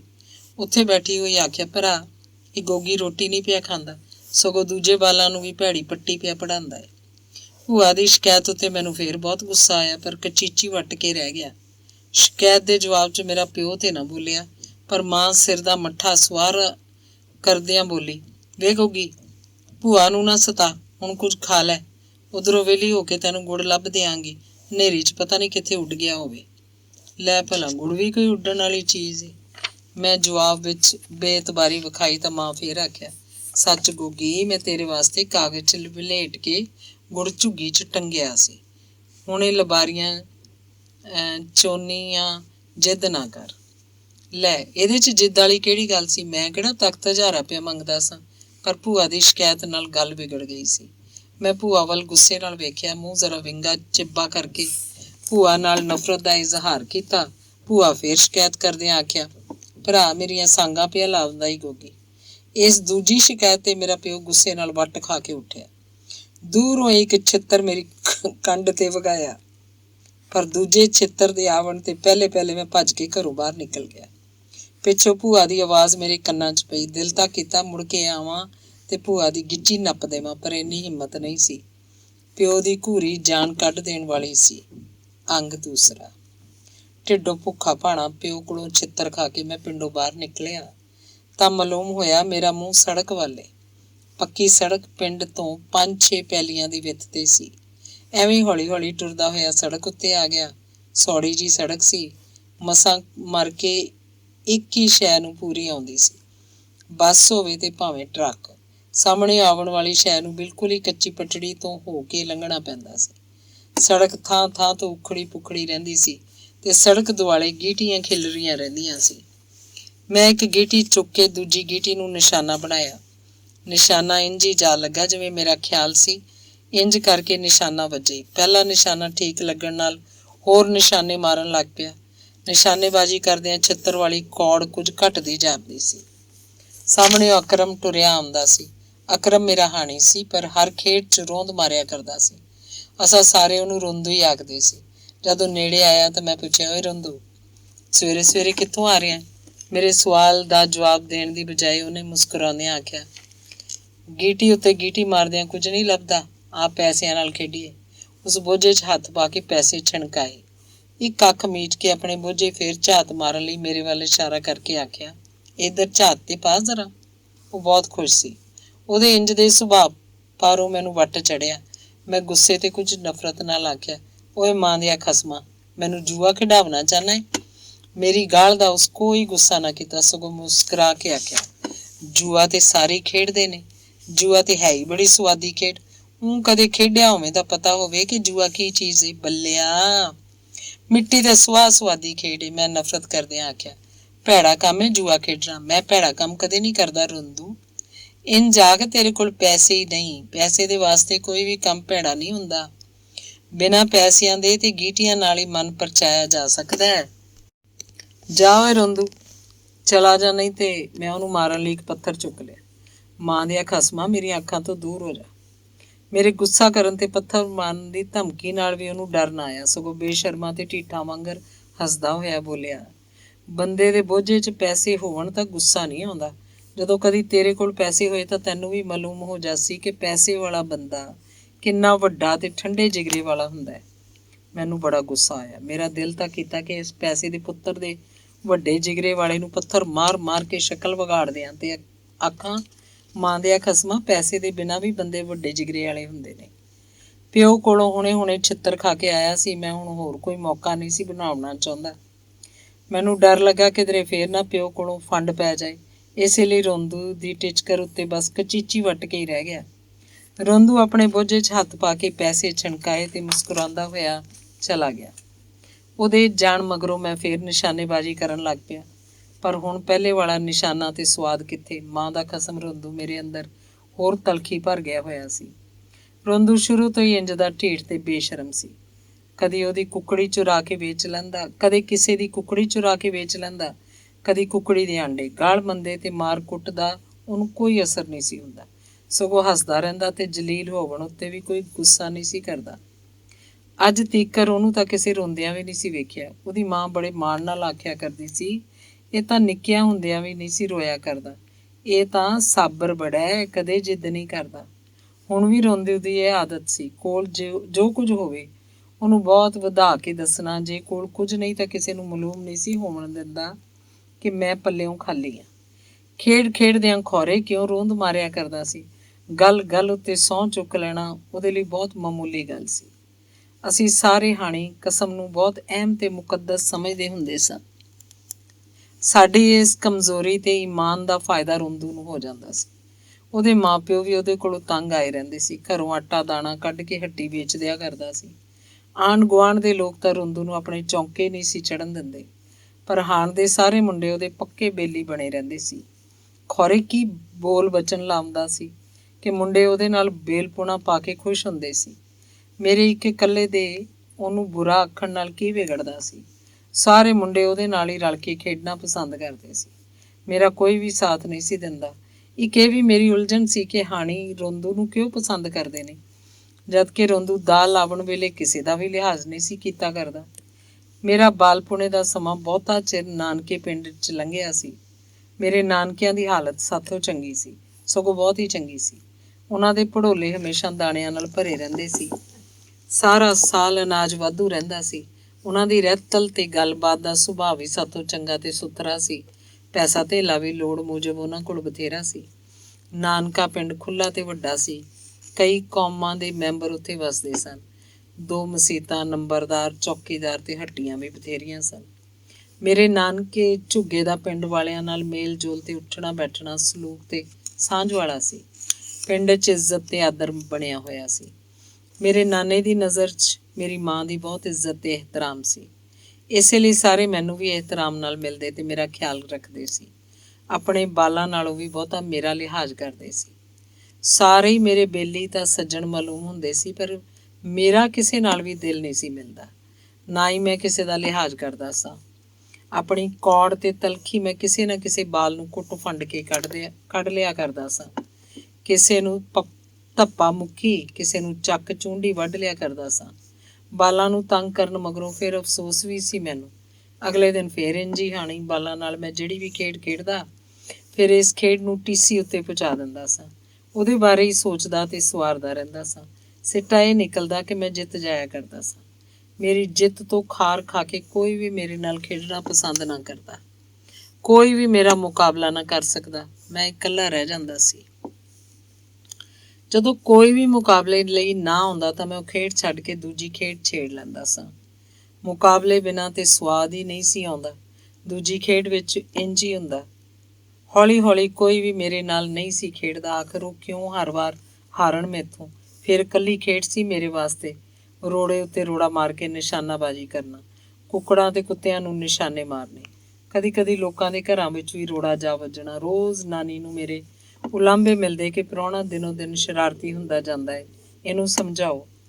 ਨਾਨੀ ਮੈਨੂੰ ਸਮਝਾਉਂਦੀ, ਮੈਂ ਸ਼ਰਾਰਤ ਨਾ ਕਰਨ ਦੀ ਹਾਮੀ ਵੀ ਭਰਦਾ, ਪਰ ਪਤਾ ਨਹੀਂ ਮੇਰੇ 'ਚ ਕਿਹੜੀ ਅੱਗ ਸੀ। ਕੁਝ ਦਿਨ ਸਬਰ ਹੁੰਦਾ, ਫਿਰ ਉਹੀ ਰੱਸੇ ਤੇ ਉਹੀ ਪੈੜੇ। ਨਾਨਕੇ ਵਿਹੜੇ ਮੈਨੂੰ ਬੜੀ ਖੁੱਲ੍ਹ ਸੀ। ਜਿਹੜੇ ਮਰਜ਼ੀ ਘਰੋਂ ਮੇਰਾ ਮਨ ਕਰਦਾ ਦਾਣਿਆਂ ਦੀ ਝੋਲੀ ਭਰਦਾ ਤੇ ਹੱਟੀ ਲੈ ਜਾਂਦਾ। ਕੋਈ ਰੋਕਦਾ ਨਾ ਟੋਕਦਾ। ਜ਼ਿਆਦਾ ਢਿੱਲ ਪਾਰੋਂ ਮੈਂ ਚੌੜ ਹੋ ਗਿਆ ਹੋਇਆ ਸਾਂ। ਮੇਰੀਆਂ ਸ਼ਰਾਰਤਾਂ ਤੋਂ ਤੰਗ ਆ ਕੇ ਨਾਨਾ ਆਖਦਾ, ਖੈਰ ਦੀ ਮਾਂ, ਇਸ ਮੁੰਡੇ ਦੀ ਕਿਹੜੀ ਸ਼ੈ ਫੜਕਦੀ ਏ, ਇੱਕ ਪਲ ਆਰਾਮ ਨਹੀਂ ਇਹਨੂੰ, ਆੜਵ ਆੜਵ ਕਰਦਾ ਫਿਰਦਾ ਏ। ਮੈਂ ਤੇ ਆਨਾ ਵਾਂ ਇਹਨੂੰ ਇਹਦੀ ਮਾਂ ਕੋਲ ਛੱਡ ਆ। ਪਰ ਨਾਨੀ ਮੇਰਾ ਮੂੰਹ ਸਿਰ ਚੁੰਮ ਕੇ ਆਖਦੀ, ਹੈ ਤੂੰ ਤੇ ਅੱਖਾਂ ਅੱਗੇ ਹੀ ਰੱਖ ਲਿਆ ਇਹ ਬਾਲ, ਇੰਝ ਹੀ ਹੁੰਦੇ ਨੇ, ਜਰਾ ਅਥਰਾ ਏ ਮੇਰਾ ਗੋਗੀ, ਹੋਰ ਕੀ ਏ ਇਹਨੂੰ। ਨਾਨੀ ਦੇ ਜਵਾਬ 'ਚ ਨਾਨਾ ਹੱਸ ਕੇ ਆਖਦਾ, ਖੈਰ ਦੀ ਮਾਂ, ਅਥਰੇ ਹੋਣ ਤੋਂ ਅੱਡ ਕੁਝ ਹੋਰ ਵੀ ਏ ਇਹਦੇ ਵਿੱਚ। ਕੀ ਏ ਇਹਦੇ 'ਚ, ਨਾਨੀ ਖਿੱਚ ਕੇ ਆਖਦੀ ਤੇ ਮੈਨੂੰ ਆਪਣੀ ਝੋਲੀ 'ਚ ਲੁਕਾ ਲਿਆ ਕਰਦੀ। ਮੈਂ ਵੀ ਨਾਨੀ ਨੂੰ ਇੰਝ ਚਿੰਬੜ ਜਾਇਆ ਕਰਦਾ ਜਿਵੇਂ ਰੁੱਖ ਨੂੰ ਗਾਲੜ ਚਿੰਬੜ ਜਾਇਆ ਕਰਦਾ ਹੈ। ਨਾਨੀ ਦੋਤਰੇ ਦਾ ਪਿਆਰ ਵੇਖ ਕੇ ਨਾਨਾ ਖੁਸ਼ ਹੋ ਕੇ ਆਖਦਾ, ਰੱਬ ਕਰੇ ਇਹਦੀ ਉਮਰ ਲੰਬੀ ਹੋਵੇ ਤੇ ਮੇਰੀ ਧੀ ਦੀ ਆਂਦਰ ਠੰਡੀ ਰਵੇ। ਆਮੀਨ ਸਮ ਆਮੀਨ, ਨਾਨੀ ਮੇਰਾ ਮੱਥਾ ਚੁੰਮ ਕੇ ਆਖਿਆ ਕਰਦੀ ਸੀ। ਇੱਕ ਦਿਨ ਮਾਮੇ ਖੈਰ ਆਖਿਆ, ਓਏ ਕਾਕਾ, ਇੱਥੇ ਸ਼ਰਾਰਤਾਂ ਕਰਦਾ ਰਹਿਣਾ, ਕੱਲ੍ਹ ਤੋਂ ਮੇਰੇ ਨਾਲ ਸਕੂਲੇ ਜਾਇਆ ਕਰ। ਦੋਵੇਂ ਮਾਮਾ ਭਣੇਵਾਂ ਗੱਲਾਂ ਕਰਦੇ ਆਇਆ ਜਾਇਆ ਕਰਾਂਗੇ। ਨਾਲੇ ਤੇਰੇ ਵਰਗੇ ਹੋਰ ਸ਼ਰਾਰਤੀ ਬਾਲ ਵੀ ਹਨ ਉੱਤੇ। ਨਵੀਆਂ ਥਾਵਾਂ ਵੇਖਣ ਦਾ ਸ਼ੌਕੀਨ ਮੈਂ ਵੀ ਝੱਟ ਤਿਆਰ ਹੋ ਗਿਆ। ਦੂਜੇ ਦਿਨ ਮਾਮੇ ਨਾਲ ਸਕੂਲ ਟੁਰ ਪਿਆ। ਅਸਾਂ ਦੇ ਰਾਹ 'ਚ ਇੱਕ ਰਾਜਬਾਹ ਆਉਂਦਾ ਸੀ। ਰਾਜਬਾਹ ਪਾਣੀ ਨਾਲ ਭਰ ਕੇ ਵਗ ਰਿਹਾ ਸੀ। ਰਾਜਬਾਹ ਪਾਰ ਕਰਨ ਲਈ ਮਾਮੇ ਨੇ ਮੈਨੂੰ ਮੋਢਿਆਂ ਤੇ ਚੁੱਕ ਲਿਆ। ਮੋਢਿਆਂ ਉੱਤੇ ਬਹਿ ਕੇ ਮੈਂ ਮਾਮੇ ਨੂੰ ਅੱਡੀਆਂ ਮਾਰ ਕੇ ਘੋੜੇ ਵਾਂਗ ਤੋਰਿਆ। ਮਾਮਾ ਮੇਰੀ ਸ਼ਰਾਰਤ ਤੇ ਹੱਸਦਾ ਰਿਹਾ ਤੇ ਬੋਲਿਆ, ਮੈਂ ਤੇ ਸਮਝਦਾ ਸਾਂ ਕਿ ਐਵੇਂ ਹੀ ਏ, ਪਰ ਤੂੰ ਤੇ ਪਕੋਟ ਏ। ਹੁਣ ਸਕੂਲ ਜਾ ਕੇ ਕੋਈ ਸ਼ਰਾਰਤ ਨਾ ਕਰੀ। ਰਾਜਬਾਹ ਦੇ ਪਾਰ ਜਾ ਕੇ ਮਾਮੇ ਮੈਨੂੰ ਮੋਢਿਆਂ ਤੋਂ ਉਤਾਰ ਕੇ ਆਖਿਆ, ਉੱਥੇ ਕੋਈ ਸ਼ਰਾਰਤ ਨਾ ਕਰੀ, ਮੇਰੇ ਨਾਲ ਤੇ ਨਾ ਹੀ ਕਿਸੇ ਹੋਰ ਨਾਲ, ਕਿਸੇ ਵੀ ਬਾਲ ਨੂੰ ਤੰਗ ਨਾ ਕਰੀ। ਮੇਰੀ ਸ਼ਰਤ ਸੀ ਮਾਮਾ ਮੈਨੂੰ ਸਕੂਲ ਤੀਕਰ ਆਪਣੇ ਮੋਢਿਆਂ ਉੱਤੇ ਬਿਠਾਵੇ ਤਾਂ ਕੋਈ ਸ਼ਰਾਰਤ ਨਾ ਕਰਸਾਂ। ਮੇਰੀ ਇਸ ਸ਼ਰਤ ਤੇ ਮਾਮੇ ਇੱਕ ਵਾਰੀ ਘੂਰੀ ਕੱਢ ਕੇ ਵੇਖਿਆ ਮੇਰੇ ਵੱਲ, ਪਰ ਮੈਂ ਤੇ ਉੱਥੇ ਰੁੱਸ ਕੇ ਰਾਜਬਾਹ ਦੀ ਪਟੜੀ ਤੇ ਬਹਿ ਗਿਆ। ਅਖੀਰ ਮਾਮੇ ਨੂੰ ਮੇਰੀ ਸ਼ਰਤ ਮੰਨ ਲੈਣੀ ਪਈ। ਮੈਨੂੰ ਇੱਥੇ ਛੱਡ ਕੇ ਜਾ ਵੀ ਨਹੀਂ ਸੀ ਸਕਦਾ। ਸਕੂਲ ਭਾਵੇਂ ਬਹੁਤੀ ਦੂਰ ਨਹੀਂ ਸੀ, ਪਰ ਸਕੂਲ ਤੀਕਰ ਮਾਮਾ ਘੋੜਾ ਸੀ ਤੇ ਮੈਂ ਸਵਾਰ। ਜਿਵੇਂ ਬੱਕੀ ਦਾ ਮਿਰਜ਼ਾ ਜਾਂ ਨੀਲੀ ਦਾ ਅਹਿਮਦ ਖਾਂ ਖਰਲ, ਮੇਰੇ ਟੌਰ ਹੀ ਹੋਰ ਸਨ। ਮਾਮੇ ਸਕੂਲ ਦੇ ਇੱਕ ਕਮਰੇ 'ਚ ਮੈਨੂੰ ਬਹੁਤ ਸਾਰੇ ਬਾਲਾਂ 'ਚ ਜਾ ਬਿਠਾਇਆ। ਨਿੱਕੇ ਨਿੱਕੇ ਖੇਡਦੇ ਬਾਲ, ਸਹਿਮੇ ਹੋਏ ਬਾਲ, ਮੇਰੇ ਵੱਲ ਵੇਖ ਕੇ ਹੱਸਦੇ ਬਾਲ, ਮੇਰੇ ਨਾਲ ਬੇਲੀਪਣਾ ਪਾਉਂਦੇ ਬਾਲ, ਚੂ ਚੂ ਕਰਦੇ ਬਾਲ, ਸ਼ਰਾਰਤੀ ਤੇ ਢੀਠ ਬਾਲ। ਆਪ ਮਾਮਾ ਖੌਰੇ ਕਿੱਧਰ ਚਲਾ ਗਿਆ ਸੀ। ਕੁਰਬਲ ਕੁਰਬਲ ਕਰਦੇ ਬਾਲਾਂ ਸਾਹਮਣੇ ਇੱਕ ਲੰਮੀ ਦਾੜੀ ਵਾਲੇ ਆ ਦਾਬਾ ਲਾਇਆ, ਖਾਮੋਸ਼ ਨਾਮਾਕੂਲੋ, ਖਾਮੋਸ਼। ਸਾਰੇ ਬਾਲ ਦੜ ਵੱਟ ਗਏ। ਕਤਾਰ ਬਣਾ ਕੇ ਬੈਠੋ। ਦਾੜੀ ਵਾਲੇ ਸੋਟੀ ਘੁਮਾ ਕੇ ਆਖਿਆ ਤਾਂ ਬਾਲ ਕਤਾਰ ਬਣਾਉਣ ਲੱਗ ਪਏ। ਕਤਾਰ ਬਣੇ ਕੋਈ ਨਾ, ਇੱਕ ਦੂਜੇ ਨੂੰ ਧੱਕੇ ਮਾਰ ਕੇ ਪਰਾਂ ਕਰਨ ਤੇ ਉਹਦੀ ਥਾਂ ਉੱਤੇ ਆਪ ਬੈਠਣ। ਦਾੜੀ ਵਾਲੇ ਨੂੰ ਪਤਾ ਨਹੀਂ ਕੀ ਯਾਦ ਆਇਆ, ਉਹ ਕਮਰਿਓਂ ਬਾਹਰ ਗਿਆ। ਮੈਂ ਵੀ ਖਿਸਕ ਟੁਰਿਆ। ਸਕੂਲੋਂ ਦੁੜਕ ਲਾਈ ਤੇ ਨਾਨੀ ਕੋਲ ਆ ਸਾਹ ਲਿਆ। ਨਾਨੀ ਨੂੰ ਆ ਦੱਸਿਆ, ਸਕੂਲ ਤੇ ਬੜਾ ਗੰਦਾ ਹੈ। ਉੱਥੇ ਇੱਕ ਦਾੜੀ ਵਾਲਾ ਜਿੰਨ ਨੇ, ਉਹਦੇ ਹੱਥ 'ਚ ਸੋਟਾ ਹੁੰਦਾ, ਉਹਦੀਆਂ ਅੱਖਾਂ 'ਚ ਗੁੱਸਾ ਭਰਿਆ ਹੁੰਦਾ। ਮੈਂ ਉੱਥੇ ਨਹੀਂ ਜਾਣਾ। ਇੱਥੇ ਆਪਣੇ ਘਰ 'ਚ ਸਕੂਲ ਹੋਵੇ ਤਾਂ ਮੈਂ ਜਾਸਾਂ। ਮੇਰੀ ਘਰ 'ਚ ਸਕੂਲ ਵਾਲੀ ਰੀਝ ਉੱਤੇ ਨਾਨੀ ਹੱਸ ਕੇ ਆਖਿਆ, ਅੱਛਾ, ਤੇਰੇ ਨਾਨੇ ਨੂੰ ਆਖਾਂਗੀ ਸਕੂਲ ਇੱਥੇ ਹੀ ਚੁੱਕ ਲਿਆਵੇ। ਠੀਕ ਹੈ ਨਾਨੀ, ਮੈਂ ਇੱਥੇ ਹੀ ਪੜ੍ਹਸਾਂ। ਪੇਸ਼ੀ ਵੇਲੇ ਮਾਮਾ ਚਿੰਤਾ ਕਰਦਾ ਪਰਤਿਆ ਸੀ। ਉਹਦੇ ਖਿਆਲ 'ਚ ਮੈਂ ਕਿਧਰੇ ਗੁਆਚ ਹੀ ਨਾ ਗਿਆ ਹੋਵਾਂ ਜਾਂ ਰਾਜਬਾਹ 'ਚ ਡੁੱਬ ਕੇ ਮਰ ਨਾ ਗਿਆ ਹੋਵਾਂ। ਪਰ ਮੈਨੂੰ ਵੇਖ ਕੇ ਉਹਦੀ ਚਿੰਤਾ ਮੁੱਕੀ। ਉਸ ਪੁੱਛਿਆ, ਓਏ ਕਾਕਾ, ਤੂੰ ਰਾਜਬਾਹ ਕਿੰਝ ਲੰਘਿਆ? ਜਾਦੂ ਨਾਲ ਮਾਮਾ, ਉੱਡ ਕੇ। ਮੇਰਾ ਜਵਾਬ ਸੁਣ ਕੇ ਮਾਮੇ ਝੂਠੀ ਮੁੱਠੀ ਮੈਨੂੰ ਮਾਰਨ ਲਈ ਹੱਥ ਚੁੱਕਿਆ ਤੇ ਆਖਿਆ, ਉਦੋਂ ਤੇਰਾ ਜਾਦੂ ਕਿੱਥੇ ਸੀ ਜਦੋਂ ਮੈਨੂੰ ਘੋੜਾ ਬਣਾਇਆ ਸੀ? ਉਹ ਮਾਮੇ ਦੇ ਝੂਠੇ ਗੁੱਸੇ ਤੇ ਝੂਠੀ ਮੁੱਠੀ ਬਚਣ ਲਈ ਮੈਂ ਡਰ ਕੇ ਨਾਨੀ ਦੀ ਝੋਲੀ 'ਚ ਜਾ ਲੁਕਿਆ। ਨਾਨੀ ਆਖਿਆ, ਇਹ ਪਾਣੀ ਤੋਂ ਨਹੀਂ ਡਰਦਾ, ਇਹਨਾਂ ਦੇ ਲਾਗੇ ਡੇਕ ਨਾਲਾ ਹੈ, ਇਹਦੇ 'ਚ ਡੁੱਬਦੇ ਤਰਦੇ ਰਹਿੰਦੇ ਨੇ ਬਾਲ, ਇਹ ਤਾਂ ਪਾਣੀ ਦਾ ਪੌਂਗਾ ਹੈ। ਮਾਮੇ ਆਖਿਆ, ਅੱਛਾ, ਕੱਲ ਮੈਂ ਇਹਨੂੰ ਵੇਖਾਂਗਾ ਕਿੰਝ ਲੰਘਦਾ ਹੈ ਤਰ ਕੇ ਰਾਜਬਾਹ ਦੇ ਵਿੱਚੋਂ। ਕੱਲ ਸਕੂਲ ਹੀ ਇੱਥੇ ਆ ਜਾਸੀ। ਮੈਂ ਆਖਿਆ, ਤੂੰ ਵੀ ਇੱਥੇ ਹੀ ਪੜ੍ਹ ਲਵੀਂ। ਮਾਮਾ ਹੱਸ ਕੇ ਚਲਾ ਗਿਆ। ਨਾਨੀ ਉਹਦੇ ਵਾਸਤੇ ਰੋਟੀ ਪਕਾਉਣ ਲੱਗੀ ਤੇ ਫਿਰ ਨਿਸ਼ਾਨੇਬਾਜ਼ੀ ਲਈ ਰੋੜੇ ਚੁੱਕੀ ਫਿਰਦਾ ਸਾਂ। ਪਰ ਅੱਜ ਗੀਟੀਆਂ ਨਾਲ ਸੜਕ ਉੱਤੇ ਨਿਸ਼ਾਨੇਬਾਜ਼ੀ ਦਾ ਸਵਾਦ ਕਿੱਥੇ। ਮੈਂ ਨਿਸ਼ਾਨੇਬਾਜ਼ੀ ਛੱਡ ਕੇ ਡੇਕ ਦੇ ਪੁਲ ਤੇ ਆ ਬੈਠਾ। ਦੂਰ ਦੂਰ ਤੀਕਰ ਖੁੱਲੀ ਜੂਹ ਸੀ। ਪੁਲ ਦੇ ਹੇਠੋਂ ਸਾਫ਼ ਸੁਥਰਾ ਠੰਡਾ ਪਾਣੀ ਵਗ ਰਿਹਾ ਸੀ। ਸੜਕ ਉੱਤੋਂ ਕੋਈ ਵਿਰਲੀ ਵਾਂਡੀ ਬੱਸ ਲੰਘਦੀ ਸੀ। ਕਿਸੇ ਉੱਤੋਂ ਦੀ ਅੰਮ੍ਰਿਤਸਰ ਪਠਾਨਕੋਟ ਲਿਖਿਆ ਹੋਇਆ ਸੀ ਤੇ ਕੋਈ ਕਰਾਊਨ ਬੱਸ ਵੀ ਸੀ। ਕਦੀ ਕਦੀ ਬੁਝੱਕੜ ਟਰੱਕ ਵੀ ਲੰਘਦੇ ਸੀ। ਪੂਰੀ ਜੂਹ 'ਚ ਕਿਧਰੇ ਮੱਕੀ, ਬਾਜਰੇ ਤੇ ਜਵਾਰ ਦੀਆਂ ਪੈਲੀਆਂ ਤੋਂ ਅੱਡ ਅਜੇ ਹੋਰ ਕੋਈ ਫਸਲ ਨਹੀਂ ਬੀਜੀ ਹੋਈ। ਖਾਲੀ ਪੈਲੀਆਂ ਨੂੰ ਵੇਖ ਕੇ ਇੰਝ ਲੱਗਦਾ ਜਿਵੇਂ ਜੂਹ ਬਿਲਕੁਲ ਹੀ ਉਜਾੜ ਹੋਵੇ। ਨਵਾਂ ਟਿਊਬਵੈੱਲ ਲੱਗਿਆ ਤੇ ਸਹੀ, ਪਰ ਅਜੇ ਖਾਲ ਬਣ ਰਹੇ ਸਨ। ਮੈਂ ਪੁਲ ਉੱਤੇ ਬੈਠਾ ਸੌੜੀ ਸੜਕ ਨੂੰ ਦੂਰ ਤੀਕਣ ਤੱਕੀ ਜਾ ਰਿਹਾ ਸਾਂ। ਕਦੇ ਪਾਣੀ ਵੱਲ ਵੀ ਝਾਤ ਪਾ ਲੈਂਦਾ ਸਾਂ, ਪਰ ਢਿੱਡ 'ਚ ਭੁੱਖ ਪਾਰੋਂ ਧਰੂ ਤੇ ਖਿੱਚ ਪੈਂਦੀ ਸੀ। ਸੜਕ ਦੇ ਦੂਜੇ ਪਾਸਿਓਂ ਚਾਚਾ ਲੰਡੂ ਆਇਆ। ਉਹਦੇ ਹੱਥ 'ਚ ਡੋਲ ਸੀ। ਉਹ ਮੇਰੇ ਕੋਲੋਂ ਲੰਘਿਆ ਤੇ ਮੈਂ ਪੁੱਛਿਆ, ਹੈ ਚਾਚਾ, ਇਹਦੇ 'ਚ ਕੀ ਏ? ਸ਼ਹਿਦ ਏ, ਚਾਚੇ ਲੰਡੂ ਆਖਿਆ। ਕਾਕਿਆਂ ਦੇ ਡੇਰੇ ਤੋਂ ਲੈ ਕੇ ਆਇਆ ਵਾਂ। ਤੂੰ ਇੱਥੇ ਕੀ ਪਿਆ ਕਰਨਾ ਗੋਗੀ? ਕੁਝ ਨਹੀਂ ਚਾਚਾ, ਐਵੇਂ। ਅੱਜ ਫੇਰ ਪਿਓ ਕੋਲੋਂ ਮਾਰ ਤੇ ਨਹੀਂ ਪਈ? ਚਾਚੇ ਲੰਡੂ ਇੱਕ ਅੱਖ ਮੀਚ ਕੇ ਆਖਿਆ, ਨਹੀਂ ਚਾਚਾ। ਮੈਨੂੰ ਚਾਚੇ ਦੇ ਤੰਜ਼ ਉੱਤੇ ਗੁੱਸਾ ਆਇਆ। ਮੈਂ ਵੀ ਤੰਜ਼ ਲਈ ਆਖਿਆ, ਰਾਤੀ ਉਹ ਆਈ ਸੀ ਚਾਚਾ। ਕਿੱਥੇ? ਕੌਣ ਆਈ ਸੀ? ਚਾਚੇ ਲੰਡੂ ਦੇ ਕੰਨ ਖਲੋ ਗਏ। ਉਹ ਮੈਥੋਂ ਕੁਝ ਹੋਰ ਸੁਣਨਾ ਚਾਹੁੰਦਾ ਸੀ। ਮੈਂ ਵੀ ਇੱਕ ਅੱਖ ਮੀਚ ਕੇ ਆਖਿਆ, ਉਹੋ ਹੀ, ਹੋਰ ਕੌਣ? ਕਿੱਥੇ? ਮੈਂ ਤੇ ਰਾਤੀ ਇੱਥੇ ਹੀ ਸਾਂ, ਚਾਚੇ ਲੰਡੂ ਹੈਰਾਨੀ ਨਾਲ ਆਖਿਆ। ਕਸਮ ਹੈ ਚਾਚਾ, ਸ਼ਾਮੀ ਮੈਂ ਆਪ ਵੇਖਿਆ ਸੀ, ਕਿਧਰੇ ਹਨੇਰੀ 'ਚ ਉੱਡ ਨਾ ਗਈ ਹੋਵੇ। ਮੇਰੀ ਤੰਜ਼ ਨੂੰ ਚਾਚੇ ਲੰਡੂ ਨੇ ਵੀ ਸਮਝ ਲਿਆ ਤੇ ਉਹ ਮੇਰੇ ਵੱਲ ਵਧਿਆ। ਖਲੋ ਜਰਾ ਤੇਰੀ। ਮੈਂ ਭੱਜ ਕੇ ਪਰਾਂ ਹੋ ਗਿਆ ਤੇ ਹੱਸਣ ਲੱਗ ਪਿਆ। ਚਾਚਾ ਲੰਡੂ ਗਾਲਾਂ ਕੱਢਦਾ ਹੋਇਆ ਚਲਾ ਗਿਆ। ਮੈਂ ਪੁਲ ਤੋਂ ਉਤਰ ਕੇ ਥੱਲੇ ਡੇਕਦੇ ਪਾਣੀ ਕੰਢੇ ਜਾ ਖਲੋਤਾ।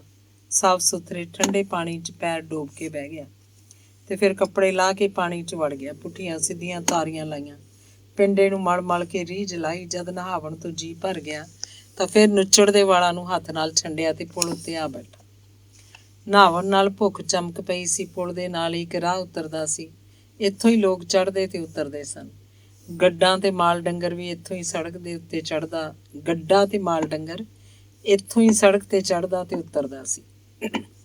ਉਤਰਾਈ ਤੋਂ 10-15 ਕਦਮਾਂ ਦੀ ਵਿੱਥ ਉੱਤੇ ਖਾਲੀ ਖੋਲੇ ਸਨ, ਜਿੱਥੇ ਕਦੀ ਸ਼ਾਹੂ ਤੇ ਉਹਦੇ ਪੁੱਤਰ ਵਸਦੇ ਸਨ। ਇੱਕ ਵਾਰ ਸ਼ਾਹੂ ਦੇ ਪੁੱਤਰ ਗੱਡ ਲੈ ਕੇ ਸ਼ਹਿਰੋਂ ਪਰਤੇ। ਉਹਨਾਂ ਇੱਥੇ ਗੱਡ ਉਤਾਰੇ। ਉਤਰਾਈ ਦੇ ਥੱਲੇ ਕੁਝ ਹੋਰ ਗਾਡੀ ਗੱਡਾ ਲੈ ਕੇ ਰਾਤ ਵਜੋਂ ਆ ਖਲੋਤੇ ਹੋਏ ਸਨ। ਸ਼ਾਹੂ ਦੇ ਪੁੱਤਰਾਂ ਦੀ ਗੱਡ ਉਤਰਾਈ ਤੋਂ ਉਤਰੀ ਤਾਂ ਇੱਕ ਸੁੱਤੇ ਹੋਏ ਗਾਡੀ ਤੇ ਚੜ੍ਹ ਗਈ। ਸੁੱਤਾ ਹੋਇਆ ਗਾਡੀ ਉੱਥੇ ਹੀ ਮਰ ਗਿਆ। ਸਵੇਰੇ ਪੁਲਿਸ ਆਈ, ਸ਼ਾਹੂ ਦੇ ਪੁੱਤਰ ਫੜੇ ਗਏ। ਸ਼ਾਹੂ ਦਾ ਸਾਰਾ ਟੱਬਰ ਰੋ ਰੋ ਕਮਲਾ ਹੋਇਆ ਫਿਰਦਾ ਸੀ। ਗਾਡੀ ਦੀ ਮੌਤ ਭਾਵੇਂ ਭੁਲੇਖੇ ਨਾਲ ਹਾਦਸਾ ਸੀ, ਪਰ ਪੁਲਿਸ ਨੂੰ ਤੇ ਪੈਸੇ ਚਾਹੀਦੇ ਸੀ। ਪੈਸੇ ਸ਼ਾਹੂ ਦੇ ਕੋਲ ਨਹੀਂ ਸਨ। ਸ਼ਾਹੂ ਦੀ ਇੱਕ ਧੀ ਜਵਾਨ ਸੀ। ਬਰਾਦਰੀ ਦੇ ਇੱਕ ਬੁੱਢੇ ਬੰਦੇ ਆਪਣਾ ਸਾਰਾ ਮਾਲ ਡੰਗਰ ਵੇਚ ਕੇ ਸ਼ਾਹੂ ਦੀ ਮਦਦ ਕੀਤੀ ਤੇ ਬਦਲੇ 'ਚ ਉਹਦੀ ਧੀ ਨੂੰ ਆਪਣੀ ਵਹੁਟੀ ਬਣਾ ਲਿਆ। ਸ਼ਾਹੂ ਦੇ ਪੁੱਤਰ ਬਰੀ ਹੋ ਗਏ। ਕੁਝ ਦਿਨ ਤੇ ਚੁੱਪ ਚੁੱਪ ਰਹੇ। ਫਿਰ ਜਿੱਥੇ ਬੈਠਦੇ ਆਖਦੇ, ਬੰਦਾ ਮਾਰਨਾ ਕਿਹੜਾ ਔਖਾ ਕੰਮ ਹੈ, ਬਸ ਬੰਦੇ ਕੋਲ 1000-1500 ਰੁਪਇਆ ਹੋਣਾ ਚਾਹੀਦਾ। ਉਹਨਾਂ ਦੀ ਸ਼ੇਖੀ ਉੱਤੇ ਸ਼ਰੀਕ ਚੁੱਪ ਕਿੱਥੇ ਰਹਿੰਦੇ। ਸ਼ਰੀਕਾ ਆਖਦਾ, ਪੈਸੇ ਨਹੀਂ, ਘਰ 'ਚ ਇੱਕ ਧੀ ਭੈਣ ਜਵਾਨ ਹੋਣੀ ਚਾਹੀਦੀ ਹੈ। ਸ਼ਰੀਕਾਂ ਦੇ ਇਸ ਵਾਰ ਨਾਲ ਸਾਹੂ ਦੇ ਪੁੱਤਰਾਂ ਨੂੰ ਬੜੀ ਸ਼ਰਮਿੰਦਗੀ ਹੋਈ ਤੇ ਉਹਨਾਂ ਉੱਥੋਂ ਡੇਰਾ ਡੰਡਾ ਚੁੱਕਿਆ ਤੇ ਕਿਧਰੇ ਹੋਰ ਚਲੇ ਗਏ। ਕਈਆਂ ਸਾਲਾਂ ਤੋਂ ਖੋਲੇ ਅਜੇ ਖਾਲੀ ਪਏ ਸਨ। ਖੌਰੇ ਕਿਸੇ ਨਵੇਂ ਆਵਣ ਵਾਲੇ ਦੀ ਉਡੀਕ 'ਚ ਸਨ। ਦਿਨ ਵਾਹਵਾ ਚੜ੍ਹ ਆਇਆ ਹੋਇਆ ਸੀ। ਭੁੱਖ ਨਾਲ ਮੈਨੂੰ ਕੁੜੱਲ ਪੈਣ ਲੱਗ ਪਏ ਸਨ। ਪੁਲ ਦੀ ਲਹਾਈ ਵਾਲੇ ਪਾਸੇ ਕਾਠੇ ਬੇਰਾਂ ਦੀ ਬੇਰੀ ਸੀ। ਬੇਰਾਂ ਦਾ ਭਾਵੇਂ ਸਮਾਂ ਮੁੱਕ ਗਿਆ ਸੀ, ਪਰ ਅਜੇ ਵੀ ਵਿਰਲੇ ਵਾਂਢੇ ਬੇਰ ਲੱਗੇ ਸੀ, ਜਿਹੜੇ ਲੋਕਾਂ ਦੀ ਅੱਖ ਤੋਂ ਬਚੇ ਸਨ। ਬੜਾ ਗਹੁ ਕੀਤਿਆਂ ਕੋਈ ਬੇਰ ਨਜ਼ਰੀ ਪੈਂਦਾ ਸੀ। ਉਹ ਵੀ ਲਾਲ ਸੁਰਖ ਪੱਕਾ ਹੋਇਆ। ਕਿਸੇ ਕਿਸੇ ਵਿੱਚ ਤੇ ਕੀੜਾ ਵੀ ਪੈ ਗਿਆ ਹੋਇਆ ਸੀ। ਭੁੱਖ ਮਿਟਾਵਣ ਲਈ ਮੈਂ ਬੇਰੀ ਨੂੰ ਵੱਟੇ ਮਾਰ ਮਾਰ ਬੇਰ ਡੇਗਣ 'ਚ ਰੁੱਝ ਗਿਆ। ਬਸ ਇੱਥੇ ਹੀ ਨਿਸ਼ਾਨਾਬਾਜ਼ੀ ਕੰਮ ਆਈ। ਭੁੱਖ ਨਾਲ ਹਰ ਇੱਕ ਬੇਰ ਦਾ ਆਪਣਾ ਆਪਣਾ ਸੁਆਦ ਸੀ। ਰਸੀਲੇ ਤੇ ਮਿੱਠੇ ਬੇਰ ਮੇਰੀ ਭੁੱਖ ਮਿਟਾ ਰਹੇ ਸਨ। ਲਾਹੌਰ ਵਾਲੇ ਵੱਲੋਂ 2 ਗੱਡਾਂ ਇੱਕ ਇੱਕ ਢੱਗੇ ਵਾਲੀਆਂ ਲਹਾਈ ਕੋਲ ਆ ਖਲੋਤੀਆਂ। ਗੱਡਾਂ ਤੇ ਭਾਂਜੜ ਲੱਦੀ ਹੋਈ ਸੀ। ਭਾਂਜੜ ਦੇ ਨਾਲ ਗੱਡਾਂ ਉੱਤੇ ਕੁਝ ਬਾਲ ਤੇ ਕੁਝ ਸੁਆਣੀਆਂ ਵੀ ਬੈਠੀਆਂ ਹੋਈਆਂ ਸਨ। ਇਹ ਲੋਕ ਸਾਡੀ ਜੂਹ ਦੇ ਨਹੀਂ ਸਨ ਜਾਪਦੇ, ਸਗੋਂ ਪੇਂਡੂ ਵਸੇਬ ਦੇ ਵੀ ਨਹੀਂ ਸੀ ਲੱਗਦੇ। ਗਾਡੀਆਂ ਗੱਡਾਂ ਲਹਾਈ ਤੋਂ ਉਤਾਰ ਕੇ ਸ਼ਾਹੂ ਦੇ ਖੋਲਿਆਂ 'ਚ ਜਾ ਡੱਕੀਆਂ। ਇਹਨਾਂ ਨਵੇਂ ਲੋਕਾਂ 'ਚ 3 ਮਰਦ ਤੇ ਇੱਕ ਵਡੇਰੀ ਉਮਰ ਦਾ ਬੰਦਾ ਸੀ। ਇੱਕ ਵਡੇਰੀ ਸੁਆਣੀ ਤੇ ਇੱਕ ਜਵਾਨ ਬਾਲ ਬੱਚੇ ਵਾਲੀ ਤੇ 2 ਨਿੱਕੇ ਨਿੱਕੇ ਬਾਲ ਤੇ 2 ਕੁੜੀਆਂ ਸਨ। ਗੱਡਾਂ ਉੱਤੇ ਥੋੜ੍ਹੀ ਥੋੜ੍ਹੀ ਭਾਂਜੜ ਸੀ। ਥੋੜ੍ਹੇ ਹੀ ਜੀ ਸਨ, ਪਿਆਰੇ ਪਿਆਰੇ ਮਲੂਕੜੇ ਜੇ। ਮੇਰੀ ਨਜ਼ਰ ਘੁੰਮ ਘੁਮਾ ਕੇ ਦੋਵਾਂ ਮੁਟਿਆਰਾਂ ਤੇ ਜਾ ਟਿਕਦੀ। ਇੱਕ ਮੂੰਹ ਮੱਥੇ ਦੀ ਵਾਹਵਾ ਤੇ ਕੁਝ ਗੁਸੈਲੀ ਜਾਪਦੀ ਸੀ, ਘੱਟ ਬੋਲਣ ਵਾਲੀ ਤੇ ਖਿਝ ਕੇ ਜਵਾਬ ਦੇਣ ਵਾਲੀ ਮਾਲੂਮ ਹੁੰਦੀ ਸੀ। ਪਰ ਦੂਜੀ ਬਿਲਕੁਲ ਉਲਟ, ਹਸਮੁਖ, ਸੋਹਣਾ ਤੇ ਮਨ ਖਿੱਚਵਾਂ ਮੂੰਹ ਮੱਥਾ, ਰੰਗ ਰੂਪ ਵੀ ਚਿੱਟਾ ਗੋਰਾ ਤੇ ਭਰਿਆ ਭਰਿਆ ਗੁਲਾਬੀ ਜੁੱਸਾ। ਸੁਆਣੀਆਂ ਵਿੱਚੋਂ ਇੱਕ ਮੁਅੱਜ਼ਜ਼ ਤੋਂ ਦਾਨੀ ਜਾਪਦੀ ਸੀ, ਪਰ ਦੂਜੀ ਬਿਮਾਰ, ਰੋਗਣ ਤੇ ਲੜਾਕੀ ਲੱਗਦੀ ਸੀ। ਵਡੇਰੀ ਮਾਈ ਕੋਈ ਦਾਨੀ ਮਾਈ ਮਾਲੂਮ ਹੁੰਦੀ ਸੀ। ਗੱਭਰੂਆਂ ਵਿੱਚੋਂ ਇੱਕ ਕੰਮ ਦਾ ਕਰੂ ਤੇ ਸਾਊ ਸ਼ਰੀਫ ਮਰਦ ਤੇ ਦੂਜਾ ਸਿੱਧਾ ਸਾਦਾ ਉੱਲੂ ਬੱਟਾ ਵਰਗਾ ਨਜ਼ਰ ਆਉਂਦਾ ਸੀ। ਵਡੇਰਾ ਬੰਦਾ ਗੱਲਾਂ ਦਾ ਗਾਲੜੀ ਤੇ ਮਜ਼ਬੀ ਮਾਲੂਮ ਹੋ ਰਿਹਾ ਸੀ। ਨਵੇਂ ਲੋਕ ਭਾਜੜ ਲਾ ਲਾ ਕੇ ਗੱਡਾ ਖਾਲੀ ਕਰ ਰਹੇ ਸਨ। ਗਾਡੀ ਵੀ ਕਦੇ ਕਦੇ ਹੱਥ ਪਵਾ ਦਿੰਦੇ ਸਨ। ਇਹ ਸਾਰੇ ਲੋਕ ਮੈਨੂੰ ਆਪਣੇ ਨਾਲੋਂ ਆਲਾ ਤੇ ਵੱਖਰੇ ਵੱਖਰੇ ਜਾਪਦੇ ਸਨ। ਮਰਦਾਂ ਦੇ ਬੋਦੇ ਵੀ ਬਹੁਤ ਸੋਹਣੇ ਤੇ ਚੰਗੀ ਤਰ੍ਹਾਂ ਬਣੇ ਹੋਏ ਸਨ। ਚਿਹਰੇ ਮੋਹਰੇ ਤੋਂ ਵੀ ਚੰਗੇ ਭਲੇ ਜਾਪਦੇ ਸਨ। ਉਹਨਾਂ ਦੇ ਬੋਦਿਆਂ ਨੂੰ ਵੇਖ ਕੇ ਮੈਂ ਆਪਣੇ ਸਿਰ ਦੇ ਵਾਲਾਂ ਤੇ ਹੱਥ ਫੇਰਿਆ। ਮੇਰੇ ਵਾਲ ਸਖਤ ਤੇ ਖੁਰਦਰੇ ਸਨ। ਮੈਂ ਛੇਤੀ ਨਾਲ ਵਾਲਾਂ ਉੱਤੇ ਹੱਥ ਚੁੱਕ ਲਿਆ। ਮੈਂ ਦੂਰੋਂ ਵੇਖਣ ਦੀ ਬਜਾਏ ਨੇੜਿਓਂ ਵੇਖਣਾ ਚਾਹੁੰਦਾ ਸਾਂ। ਹੌਲੀ ਹੌਲੀ ਉਹਨਾਂ ਦੇ ਨੇੜੇ ਗੱਡਾਂ ਕੋਲ ਆ ਖਲੋਤਾ। ਮੁਅੱਜ਼ਜ਼ ਤੇ ਦਾਨੀ ਸੁਆਣੀ ਮੈਨੂੰ ਵੇਖ ਕੇ ਆਖਿਆ, ਬੈਠ ਜਾ ਵੀਰਾ, ਖਲੋ ਕਾਹਨੂੰ ਰਿਹਾ ਏ। ਉਸ ਸੁਆਣੀ ਹੱਸ ਕੇ ਇੰਨੇ ਪਿਆਰ ਨਾਲ ਆਖਿਆ ਕਿ ਮੈਨੂੰ ਨਾਨੀ ਯਾਦ ਆ ਗਈ। ਮੇਰੀ ਨਾਨੀ ਵੀ ਮੈਨੂੰ ਇੰਨੇ ਪਿਆਰ ਨਾਲ ਬੁਲਾਇਆ ਕਰਦੀ ਸੀ। ਮੈਂ ਗੱਡ ਤੋਂ ਹੁਣੇ ਹੁਣੇ ਉਤਾਰੀਆਂ ਮੰਜੀਆਂ 'ਚੋਂ ਇੱਕ ਮੰਜੀ ਤੇ ਬਹਿ ਗਿਆ। ਨਵੇਂ ਲੋਕਾਂ ਦਾ ਲੀੜਾ ਲੱਤਾ ਸਾਫ਼ ਸੁਥਰਾ ਤੇ ਉਹਨਾਂ ਦੇ ਜੁੱਸੇ ਉੱਤੇ ਫੱਬ ਰਿਹਾ ਸੀ। ਉਹਨਾਂ ਦੀਆਂ ਕੁੜੀਆਂ ਤੇ ਸੁਆਣੀਆਂ ਦੇ ਵਾਲ ਬੜੇ ਹੀ ਸੋਹਣੇ ਤੇ ਪਿਆਰੇ ਸਨ। ਉਹਨਾਂ ਦੇ ਪਹਿਨਾਵੇ ਸਾਡੀਆਂ ਸੁਆਣੀਆਂ ਤੇ ਕੁੜੀਆਂ ਨਾਲੋਂ ਵਧੀਆ ਤੇ ਨਿੱਖਰੇ ਸਨ। ਕਿਸੇ ਚੰਗੇ ਦਰਜੀ ਦੇ ਸੀਤੇ ਹੋਏ ਜਾਪਦੇ ਸਨ। ਨਵੇਂ ਲੋਕਾਂ ਦੇ ਜੁੱਸੇ ਸਾਫ਼-ਸਾਫ਼, ਕੂਲੇ-ਕੂਲੇ, ਨਰਮ ਤੇ ਮੁਲਾਇਮ, ਅੱਖਾਂ ਨੂੰ ਭਲੇ ਲੱਗਦੇ ਸਨ। ਇਹਨਾਂ ਪਿਆਰੇ ਜੁੱਸਿਆਂ ਨੂੰ ਹੱਥ ਲਾ ਕੇ ਵੇਖਣ ਨੂੰ ਮਨ ਕਰਦਾ ਸੀ। ਸਾਡੀਆਂ ਸੁਆਣੀਆਂ ਦੇ ਪਿੰਡੇ ਤੋਂ ਕਦੇ ਮੈਲ ਹੀ ਨਹੀਂ ਸੀ ਲਹਿੰਦੀ। ਚੰਗੇ ਭਲੇ ਗੋਰੇ ਚਿੱਟੇ ਜੁੱਸੇ ਵੀ ਮੈਲੇ ਤੇ ਸਖਤ ਖੁਰਦਰੇ ਹੁੰਦੇ ਨੇ। ਖੁਰਕ ਵੀ ਐਵੇਂ ਹੀ ਪੈ ਜਾਂਦੀ ਸੀ। ਨਵੇਂ ਲੋਕਾਂ ਦੀਆਂ ਕੁੜੀਆਂ ਆਪਣੇ ਵਾਲਾਂ 'ਚ ਸਾਡੀਆਂ ਮੁਟਿਆਰਾਂ ਵਾਂਗਰ ਪਰਾਂਦੇ ਨਹੀਂ ਸੀ ਪਾਏ ਹੋਏ। ਉਹਨਾਂ ਆਪਣੇ ਵਾਲਾਂ ਨੂੰ ਵਾਹ ਕੇ ਇਕੱਠੇ ਕਰਕੇ ਰਬੜ ਨਾਲ ਬੰਨੇ ਹੋਏ ਸਨ। ਉਹਨਾਂ ਦੀ ਕੰਡ ਦੇ ਉੱਤੇ ਵਾਲਾਂ ਦੇ ਗੁੱਛੇ ਗਾਲੜ ਦੀ ਪੂਛਲ ਵਾਂਗ ਖੇਡ ਰਹੇ ਸਨ। ਉਹਨਾਂ ਦੀਆਂ ਦੂਜੀਆਂ ਸੁਆਣੀਆਂ ਪਰਾਂਦੇ ਪਾਏ ਸਨ, ਭਰਵੇਂ ਤੇ ਗੁੰਦੇ ਹੋਏ। ਉਹਨਾਂ ਦੀਆਂ ਅੱਖਾਂ 'ਚ ਸੁਰਮੇ ਦੀ ਬਜਾਏ ਕੱਜਲ ਫੱਬ ਰਿਹਾ ਸੀ, ਜਿਹਦੇ ਨਾਲ ਅੱਖਾਂ ਹੋਰ ਮੋਟੀਆਂ ਤੇ ਰੋਸ਼ਨ ਸੋਹਣੀਆਂ ਲੱਗਦੀਆਂ ਸਨ। ਜਦ ਇਹ ਕੁੜੀਆਂ ਧੌਣ ਮੋੜ ਕੇ ਦੂਜੀ ਨਾਲ ਕੋਈ ਗੱਲ ਕਰਦੀਆਂ ਤਾਂ ਉਹਨਾਂ ਦੇ ਵਾਲਾਂ ਦਾ ਗੁੱਛਾ ਭੁੜਕਦਾ ਹੋਇਆ ਬਹੁਤ ਹੀ ਦਿਲ ਨੂੰ ਖਿੱਚ ਪਾਉਂਦਾ ਸੀ। ਉਹਨਾਂ ਦੇ ਹਾਸੇ ਨਾਲ ਤਾਂ ਮੇਰੇ ਸੀਨੇ ਜਿਵੇਂ ਰੁੱਕ ਭਰਿਆ ਜਾ ਰਿਹਾ ਸੀ। ਇੰਨੇ ਸਾਫ਼, ਨਰਮ ਤੇ ਮੁਲਾਇਮ ਰੇਸ਼ਮ ਵਰਗੇ ਬਰੀਕ ਵਾਲ ਮੈਂ ਪਹਿਲੀ ਵਾਰ ਵੇਖੇ ਸੀ। ਸਾਡੀ ਜੂਹ ਦੀਆਂ ਸੁਆਣੀਆਂ ਦੇ ਵਾਲ ਤੇ ਹਮੇਸ਼ਾ ਸੁੱਕੇ, ਖੁਸ਼ਕ ਤੇ ਜੂਆਂ ਖਾਧੇ ਹੁੰਦੇ ਸਨ। ਲੱਸੀ ਨਾਲ ਵਾਲ ਧੋਂਦੀਆਂ ਸਨ, ਪਿੰਡੇ ਉੱਤੇ ਭਾਵੇਂ ਦਹੀਂ ਮਲਦੀਆਂ ਸਨ, ਪਰ ਉਹਨਾਂ ਦੇ ਨਿਖਾਰ ਕਦੇ ਨਹੀਂ ਸੀ ਆਉਂਦਾ। ਸਗੋਂ ਮੱਖੀਆਂ ਭਿਣ ਕਰਦੀਆਂ ਰਹਿੰਦੀਆਂ ਸਨ। ਉੱਤੋਂ ਸੰਗ ਪਾੜ ਕੇ ਬੋਲਦੀਆਂ ਤਾਂ ਚੰਗੇ ਭਲੇ ਬੰਦੇ ਦਾ ਤਰਾਹ ਨਿਕਲ ਜਾਂਦਾ ਸੀ। ਪਰ ਇਹ ਲੋਕ ਸਾਡੇ ਵਾਂਗ ਉੱਚੀ ਤੇ ਰੁੱਖਾ ਨਹੀਂ ਸਨ ਬੋਲਦੇ, ਨਰਮ ਤੇ ਮਿੱਠਾ ਬੋਲਦੇ ਸਨ। ਜਾਂ ਖੌਰੇ ਨਵੇਂ ਥਾਂ ਆ ਕੇ ਕੁਝ ਅਸਰ ਹੋਇਆ ਸੀ, ਜਾਂ ਸ਼ੁਰੂ ਤੋਂ ਇੰਝ ਹੀ ਹੋਵਣ। ਕੁਝ ਵੀ ਕਾਰਨ ਹੋਵੇ, ਪਰ ਬੋਲਦੇ ਬਹੁਤ ਪਿਆਰਾ ਸਨ। ਉਹਨਾਂ ਦੀਆਂ ਆਪਸ ਦੀਆਂ ਗੱਲਾਂ ਤੋਂ ਮਾਲੂਮ ਹੋਇਆ ਹਸਮੁਖ ਕੁੜੀ ਦਾ ਨਾਂ ਜ਼ੋਹਰਾ ਏ, ਗੁਸੈਲ ਤੇ ਸੜੀਅਲ ਦਾ ਨਾਂ ਮਾਝਾ ਏ। ਜ਼ੋਹਰਾ ਹਰ ਇੱਕ ਨਾਲ ਹੱਸ ਗੱਲਾਂ ਕਰਦੀ, ਭਾਂਜੜ ਢੋਈ ਜਾਂਦੀ, ਪਰ ਮਾਝਾ ਕੋਈ ਸ਼ੈ ਚੁੱਕਣ ਤੋਂ ਪਹਿਲਾਂ ਬੁੜਬੁੜ ਕਰਦੀ, ਸ਼ੈ ਨੂੰ ਗੁੱਸੇ ਨਾਲ ਚੁੱਕਦੀ ਤੇ ਲੈ ਟੁਰਦੀ। ਜ਼ੋਹਰਾ ਕਦੇ ਨੀਵੀਂ ਅੱਖ ਨਾਲ ਮੇਰੇ ਵੱਲ ਵੇਖ ਲੈਂਦੀ ਤੇ ਮੇਰਾ ਮਨ ਗੁਟਕਣ ਲੱਗ ਪੈਂਦਾ। ਮੈਨੂੰ ਤੇ ਜਾਪਦਾ ਸੀ ਜਿਵੇਂ ਮੈਂ ਸ਼ਾਹੂ ਦੇ ਖੋਲਿਆਂ 'ਚ ਕੀਲਿਆ ਗਿਆ ਵਾਂ। ਜਦ ਜ਼ੋਹਰਾ ਮੇਰੇ ਵੱਲ ਤੱਕਦੀ ਤਾਂ ਮੈਂ ਆਪਣੀਆਂ ਨਜ਼ਰਾਂ ਨੀਵੀਆਂ ਕਰ ਲੈਂਦਾ। ਜਦ ਉਹ ਨਜ਼ਰ ਪਾਸੇ ਕਰਦੀ ਤਾਂ ਮੈਂ ਤੱਕੀ ਜਾਂਦਾ। ਨਜ਼ਰਾਂ ਨਾਲ ਨਜ਼ਰਾਂ ਸਾਂਝੀਆਂ ਕਰਨ ਦਾ ਮੇਰੇ 'ਚ ਹੌਸਲਾ ਨਹੀਂ ਸੀ। ਪਹਿਲੀ ਵਾਰ ਕਿਸੇ ਵੀ ਇੱਜ਼ਤ ਦੇ ਇਹਤਰਾਮ ਲਈ ਮੇਰੇ ਮਨ 'ਚ ਲਹਿਰਾਂ ਉੱਠ ਰਹੀਆਂ ਸਨ।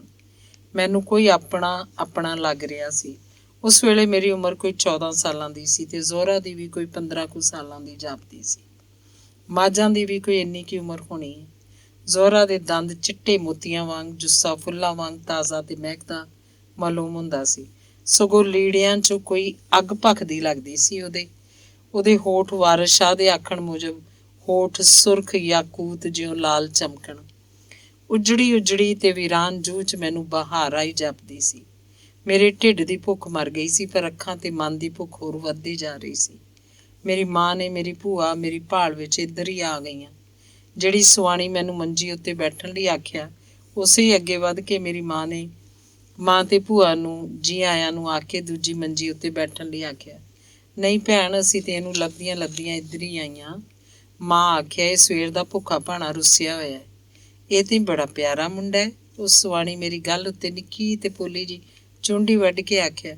ਮੈਂ ਹੁਣੇ ਪਕਾਨੀ ਆ ਰੋਟੀ। ਨਾਲ ਹੀ ਉਸ ਜ਼ੋਹਰਾ ਨੂੰ ਆਵਾਜ਼ ਦਿੱਤੀ, ਲਿਆ ਨੀ ਜ਼ੋਹਰਾ ਆਟਾ ਗੁੰਨ, ਪ੍ਰਾਹੁਣੇ ਲਈ 2 ਰੋਟੀਆਂ ਪਕਾ ਲਿਆ। ਵਾਹ, ਮੇਰੀ ਇੰਨੀ ਚੰਗੀ ਕਿਸਮਤ। ਪਹਿਲੀ ਵਾਰ ਜ਼ੋਹਰਾ ਦੇ ਹੱਥਾਂ ਦੀਆਂ ਪੱਕੀਆਂ ਰੋਟੀਆਂ। ਪਰ ਮਾਂ ਨੇ ਸਾਰਾ ਕੁਝ ਵਿਗਾੜ ਦਿੱਤਾ। ਆਖਿਆ, ਕੋਈ ਗੱਲ ਨਹੀਂ ਭੈਣ, ਤੁਸੀਂ ਹੁਣੇ ਆਏ ਹੋ, ਭਾਂਜੜ ਸਾਂਭ ਲਵੋ, ਮੈਂ ਇਹਨੂੰ ਖਵਾਨੀ ਆ ਰੋਟੀ, ਨਾਲੇ ਇਹਨੂੰ ਮਨਾਵਣਾ ਵੀ ਤੇ ਹੈ ਹੀ। ਜਵਾਬ 'ਚ ਉਸ ਸੁਆਣੀ ਫੇਰ ਆਖਿਆ, ਬਹਿ ਜਾ ਭੈਣ, ਝੱਟ ਸਾਡੇ ਕੋਲ ਵੀ। ਇੱਥੇ ਸਾਡੇ ਮੱਥੇ ਹੀ ਇਹ ਪਹਿਲਾਂ ਲੱਗਾ ਏ। ਖੌਰੇ ਇਹਦੇ ਮਿਲਣ ਨਾਲ ਹੀ ਸਾਡੀ ਕਿਸਮਤ ਚੰਗੀ ਹੋ ਜਾਏ। ਅੱਲਾ ਤੁਹਾਨੂੰ ਭਾਗ ਤੇ ਰੰਗ ਲਾਵੇ। ਮਾਂ ਦੁਆਵਾਂ ਦਿੰਦੀ ਹੋਈ ਮੈਨੂੰ ਬਾਹੋਂ ਫੜ ਕੇ ਉਠਾ ਲਿਆ। ਮੈਂ ਉਹਨਾਂ ਲੋਕਾਂ ਕੋਲ ਜ਼ਿਆਦਾ ਤੋਂ ਜ਼ਿਆਦਾ ਦੇਰ ਰਹਿਣਾ ਚਾਹੁੰਦਾ ਸਾਂ, ਪਰ ਉਹਨਾਂ ਦੇ ਸਾਹਮਣੇ ਜ਼ਿੱਦ ਵੀ ਤੇ ਨਹੀਂ ਸੀ ਕਰ ਸਕਦਾ। ਪਹਿਲੀ ਵਾਰ ਮੇਰੇ ਅੰਦਰ ਕੁਝ ਟੁੱਟ ਭੱਜ ਰਿਹਾ ਸੀ। ਡੋਲ ਉੱਠ ਕੇ ਮੈਂ ਮਾਂ ਨਾਲ ਟੁਰ ਆਇਆ, ਪਰ ਮੇਰਾ ਦਿਲ ਉੱਥੇ ਸ਼ਾਹੂ ਦੇ ਖੋਲਿਆਂ 'ਚ ਹੀ ਰਹਿ ਗਿਆ। ਅੰਗ ਤੀਸਰਾ। ਜ਼ੋਹਰਾ ਦੀ ਇੱਕੋ ਝਲਕ ਨਾਲ ਹੀ ਮੈਨੂੰ ਆਪਣਾ ਆਪ ਭੁੱਲਿਆ ਤੇ ਗੁਆਚਾ ਜਾਪਣ ਲੱਗ ਪਿਆ ਸੀ। ਇੰਝ ਲੱਗਦਾ ਜਿਵੇਂ ਮੈਂ ਹਵਾ 'ਚ ਉੱਡਦਾ ਫਿਰਨਾ ਵਾਂ।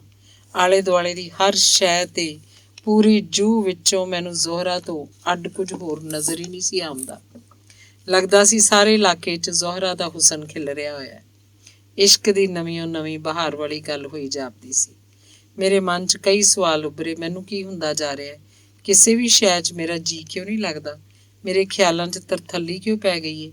ਮੇਰੇ ਸਾਹਾਂ 'ਚ ਕਾਹਲੀ ਜੀ ਕਿਉਂ ਆ ਗਈ ਏ? ਮੈਨੂੰ ਹੋਰ ਕੁਝ ਸੁੱਝਦਾ ਕਿਉਂ ਨਹੀਂ? ਜ਼ੋਹਰਾ ਨੂੰ ਫੁੱਲ ਤੇ ਆਪਣੇ ਆਪ ਨੂੰ ਭੰਵਰਾ ਸਮਝ ਲਿਆ ਸੀ ਮੈਂ। ਉਹਦੀ ਇੱਕ ਝਲਕ ਵੇਖਣ ਲਈ ਅੱਜੀ ਪੱਜੀ ਸ਼ਾਹੂ ਦੇ ਕੋਲਿਆਂ ਕੋਲੋਂ ਕਈ ਵਾਰ ਲੰਘਿਆ। ਉਸੇ ਪੁਲ ਉੱਤੇ ਵੀ ਜਾ ਕੇ ਬੈਠਾ, ਮੁੜ ਮੁੜ ਡੇਕ 'ਚ ਨਹਾਉਂਦਾ, ਪਰ ਜ਼ੋਹਰਾ ਦੇ ਦਰਸ਼ਨ ਨਾ ਹੋਏ। ਪਤਾ ਨਹੀਂ ਕਿੱਥੇ ਗਾਇਬ ਰਹਿੰਦੀ ਸੀ। ਮੇਰੇ ਮਨ 'ਚ ਸ਼ੁਬਾ ਹੁੰਦਾ, ਅੰਦਰ ਵੜੀ ਰਹਿੰਦੀ ਹੈ ਕਿ ਪਿੱਛੇ ਚਲੀ ਜਾਂਦੀ ਹੈ। ਆਪੇ ਹੀ ਦਲੀਲ ਕਰ ਲੈਂਦਾ ਕਿ ਜੇ ਉਸ ਜਾਣਾ ਹੁੰਦਾ ਤੇ ਆਉਂਦੀ ਕਿਉਂ। ਕਈ ਖਿਆਲ ਤੇ ਕਈ ਗੱਲਾਂ ਉੱਭਰੀਆਂ ਮੇਰੇ ਸ਼ੱਕੀ ਮਨ 'ਚ। ਕਈ ਦੇਰ ਤੀਕਰ ਪੁਲ ਤੇ ਬੈਠਾ ਰਹਿੰਦਾ ਸਾਂ, ਪਰ ਹਰ ਵਾਰ ਮਾਯੂਸੀ ਹੋ ਜਾਂਦੀ। ਪਤਾ ਨਹੀਂ ਉਹਦਾ ਮੇਰੇ ਬਾਰੇ ਕੀ ਖਿਆਲ ਸੀ, ਮੈਨੂੰ ਮਿਲਣਾ ਵੀ ਚਾਹਵੇ ਕਿ ਨਾ। ਪਰ ਮੈਂ ਤਾਂ ਕਮਲਾ ਹੋਇਆ ਫਿਰਦਾ ਸਾਂ। ਫਿੱਟ ਲਾਹਨ ਤੇ ਮੇਰੇ ਉੱਤੇ। ਮੈਂ ਆਪਣੇ ਹੀ ਆਪ ਨੂੰ ਨਿੰਦਿਆ। ਓਏ ਮੂਰਖਾ, ਹੋਸ਼ ਕਰ। ਅਖੇ ਜੰਝ ਪਰਾਈ ਐਮਕ ਨੱਚੇ। ਉਹ ਹੋਰ ਬਰਾਦਰੀ ਤੋਂ, ਮੈਂ ਹੋਰ ਜਾਤ ਬਰਾਦਰੀ ਦਾ ਮੇਲ ਕਿੰਝ ਹੋ ਸਕਦਾ? ਇਸੇ ਲਈ ਤੇ ਉਹ ਗਾਇਬ ਰਹਿੰਦੀ ਏ, ਮੇਰੇ ਸਾਹਮਣੇ ਨਹੀਂ ਆਉਂਦੀ। ਦਿਲਾਂ ਛੱਡ ਦੇ ਖਿਆਲ, ਮੁਹੱਬਤਾਂ ਨਾ ਸਹੇੜ। ਸਾਡੇ ਉੱਤੇ ਪਹਿਲਾਂ ਹੀ ਦੁੱਖਾਂ ਦਾ ਬਹੁਤ ਭਾਰ ਏ। ਮੈਥੋਂ ਮੁਹੱਬਤ ਦਾ ਵਜ਼ਨ ਸੰਭਾਲਿਆ ਨਹੀਂ ਜਾਣਾ। ਪਰ ਮੇਰਾ ਮਨ ਮੈਥੋਂ ਨਹੀਂ ਸੀ ਮੰਨ ਰਿਹਾ। ਹਰ ਦਲੀਲ ਤੇ ਹਰ ਵਿਚਾਰ ਦੇ ਅੱਗੇ ਨਵੀਂ ਦਲੀਲ, ਨਵੀਂ ਮਿਸਾਲ ਕੱਢ ਕੇ ਲਿਆ ਖਿਲਾਰਦਾ ਸੀ। ਸਾਰੇ ਆਸ਼ਕਾਂ ਦੀਆਂ ਮਿਸਾਲਾਂ ਦਿੰਦਾ ਤੇ ਉਹਨਾਂ ਵਾਂਗ ਔਕੜਾਂ ਤੋਂ ਨਾ ਘਾਬਰਨ ਲਈ ਹੱਲਾਸ਼ੇਰੀ ਵੀ ਦਿੰਦਾ। ਭੁੱਖ ਨਹੀਂ ਪੁੱਛਦੀ ਲਾਵਣਾ ਤੇ ਇਸ਼ਕ ਨਹੀਂ ਪੁੱਛਦਾ ਜ਼ਾਤ। ਜੇ ਤੁਸੀਂ ਵੱਖ-ਵੱਖ ਬਰਾਦਰੀ ਦੇ ਹੋ ਤਾਂ ਕੀ ਹੋਇਆ? ਸਾਰੇ ਆਸ਼ਕਾਂ ਦੀ ਜਾਤ ਬਰਾਦਰੀ ਇੱਕ ਹੀ ਹੁੰਦੀ ਹੈ। ਪਰ ਨਾਲ ਮੇਰਾ ਦਿਲ ਇਹ ਵੀ ਸੋਚਦਾ ਕਿ ਹੋ ਸਕਦਾ ਹੈ ਕਿ ਉਹ ਕਿਸੇ ਹੋਰ ਨੂੰ ਪਸੰਦ ਕਰਦੀ ਹੋਵੇ, ਉਹ ਕਿਸੇ ਹੋਰ ਨਾਲ ਵਾਅਦਾ ਕੀਤਾ ਹੋਵੇ। ਇੰਜ ਹੋਇਆ ਤਾਂ ਫਿਰ ਮੈਂ ਕਿਹੜੇ ਘੜੇ ਦਾ ਢੱਕਣ ਰਿਹਾ? ਫਿਰ ਨਾਲ ਹੀ ਦੂਜਾ ਖਿਆਲ ਉੱਭਰਦਾ, ਇਹ ਤੇਰਾ ਸ਼ੱਕ ਏ। ਇਹ ਵੀ ਤੇ ਹੋ ਸਕਦਾ ਉਹ ਕਿਸੇ ਨਾਲ ਵੀ ਜ਼ਿਆਦਾ ਵਾਅਦਾ ਨਾ ਕੀਤਾ ਹੋਵੇ, ਕਿਧਰੇ ਵੀ ਨੈਣ ਨਾ ਮਿਲਾਏ ਹੋਣ, ਕਿਸੇ ਨੂੰ ਵੀ ਦਿਲ ਨਾ ਦਿੱਤਾ ਹੋਵੇ। ਤੂੰ ਇਹ ਸ਼ੱਕੀ ਮਜਾਜ਼ ਵਾਲਾ, ਇਸੇ ਲਈ ਇੰਜ ਸੋਚਣਾ। ਚਲੋ ਮੰਨਿਆ ਉਹ ਤੈਨੂੰ ਪਸੰਦ ਨਹੀਂ ਕਰਦੀ, ਤੂੰ ਤਾਂ ਉਹਨੂੰ ਪਸੰਦ ਕੀਤਾ ਹੈ ਨਾ। ਬਸ ਤੂੰ ਮੁਹੱਬਤ ਕੀਤੀ ਜਾ, ਕੋਈ ਜਵਾਬ ਦੇਵੇ ਨਾ ਦੇਵੇ। ਲੈ, ਇਹ ਕੀ ਹੋਇਆ ਭਲਾ? ਮੈਂ ਸੋਚਿਆ, ਮੈਂ ਮੁਹੱਬਤ ਕੀਤੀ ਜਾਵਾਂ, ਕੋਈ ਕਰੇ ਤੇ ਭਾਵੇਂ ਨਾ ਕਰੇ, ਇੰਜ ਤੇ ਕੋਈ ਗੱਲ ਨਾ ਹੋਈ। ਇੱਕ ਮਰ ਮਰ ਕੇ ਮੁਹੱਬਤ ਦਾ ਮਹਿਲ ਉਸਾਰ ਦੇਵੇ, ਦੂਜਾ ਤੱਕੇ ਵੀ ਨਾ। ਇਹ ਨਹੀਂ ਹੋ ਸਕਦਾ, ਮੈਂ ਇੰਜ ਨਹੀਂ ਕਰ ਸਕਦਾ। ਪਰ ਮੇਰਾ ਇਸ਼ਕ ਮੇਰੀ ਇਸ ਗੱਲ ਦੇ ਦਲੀਲ ਕਰਕੇ ਰੱਦ ਕਰਕੇ ਆਖਿਆ ਕਰਦਾ, ਮੁਹੱਬਤ ਦੇ ਮਾਮਲੇ 'ਚ ਹਿਸਾਬ ਨਹੀਂ ਹੁੰਦਾ। ਇਸ਼ਕ ਦੇ ਵਣਜ ਵਿੱਚ ਦਈਦਾ ਲਈਦਾ ਕੁਝ ਨਹੀਂ। ਇਸ਼ਕ ਦੇ ਬਾਜ਼ਾਰ ਦਾ ਇਹੀ ਅਸੂਲ ਹੈ।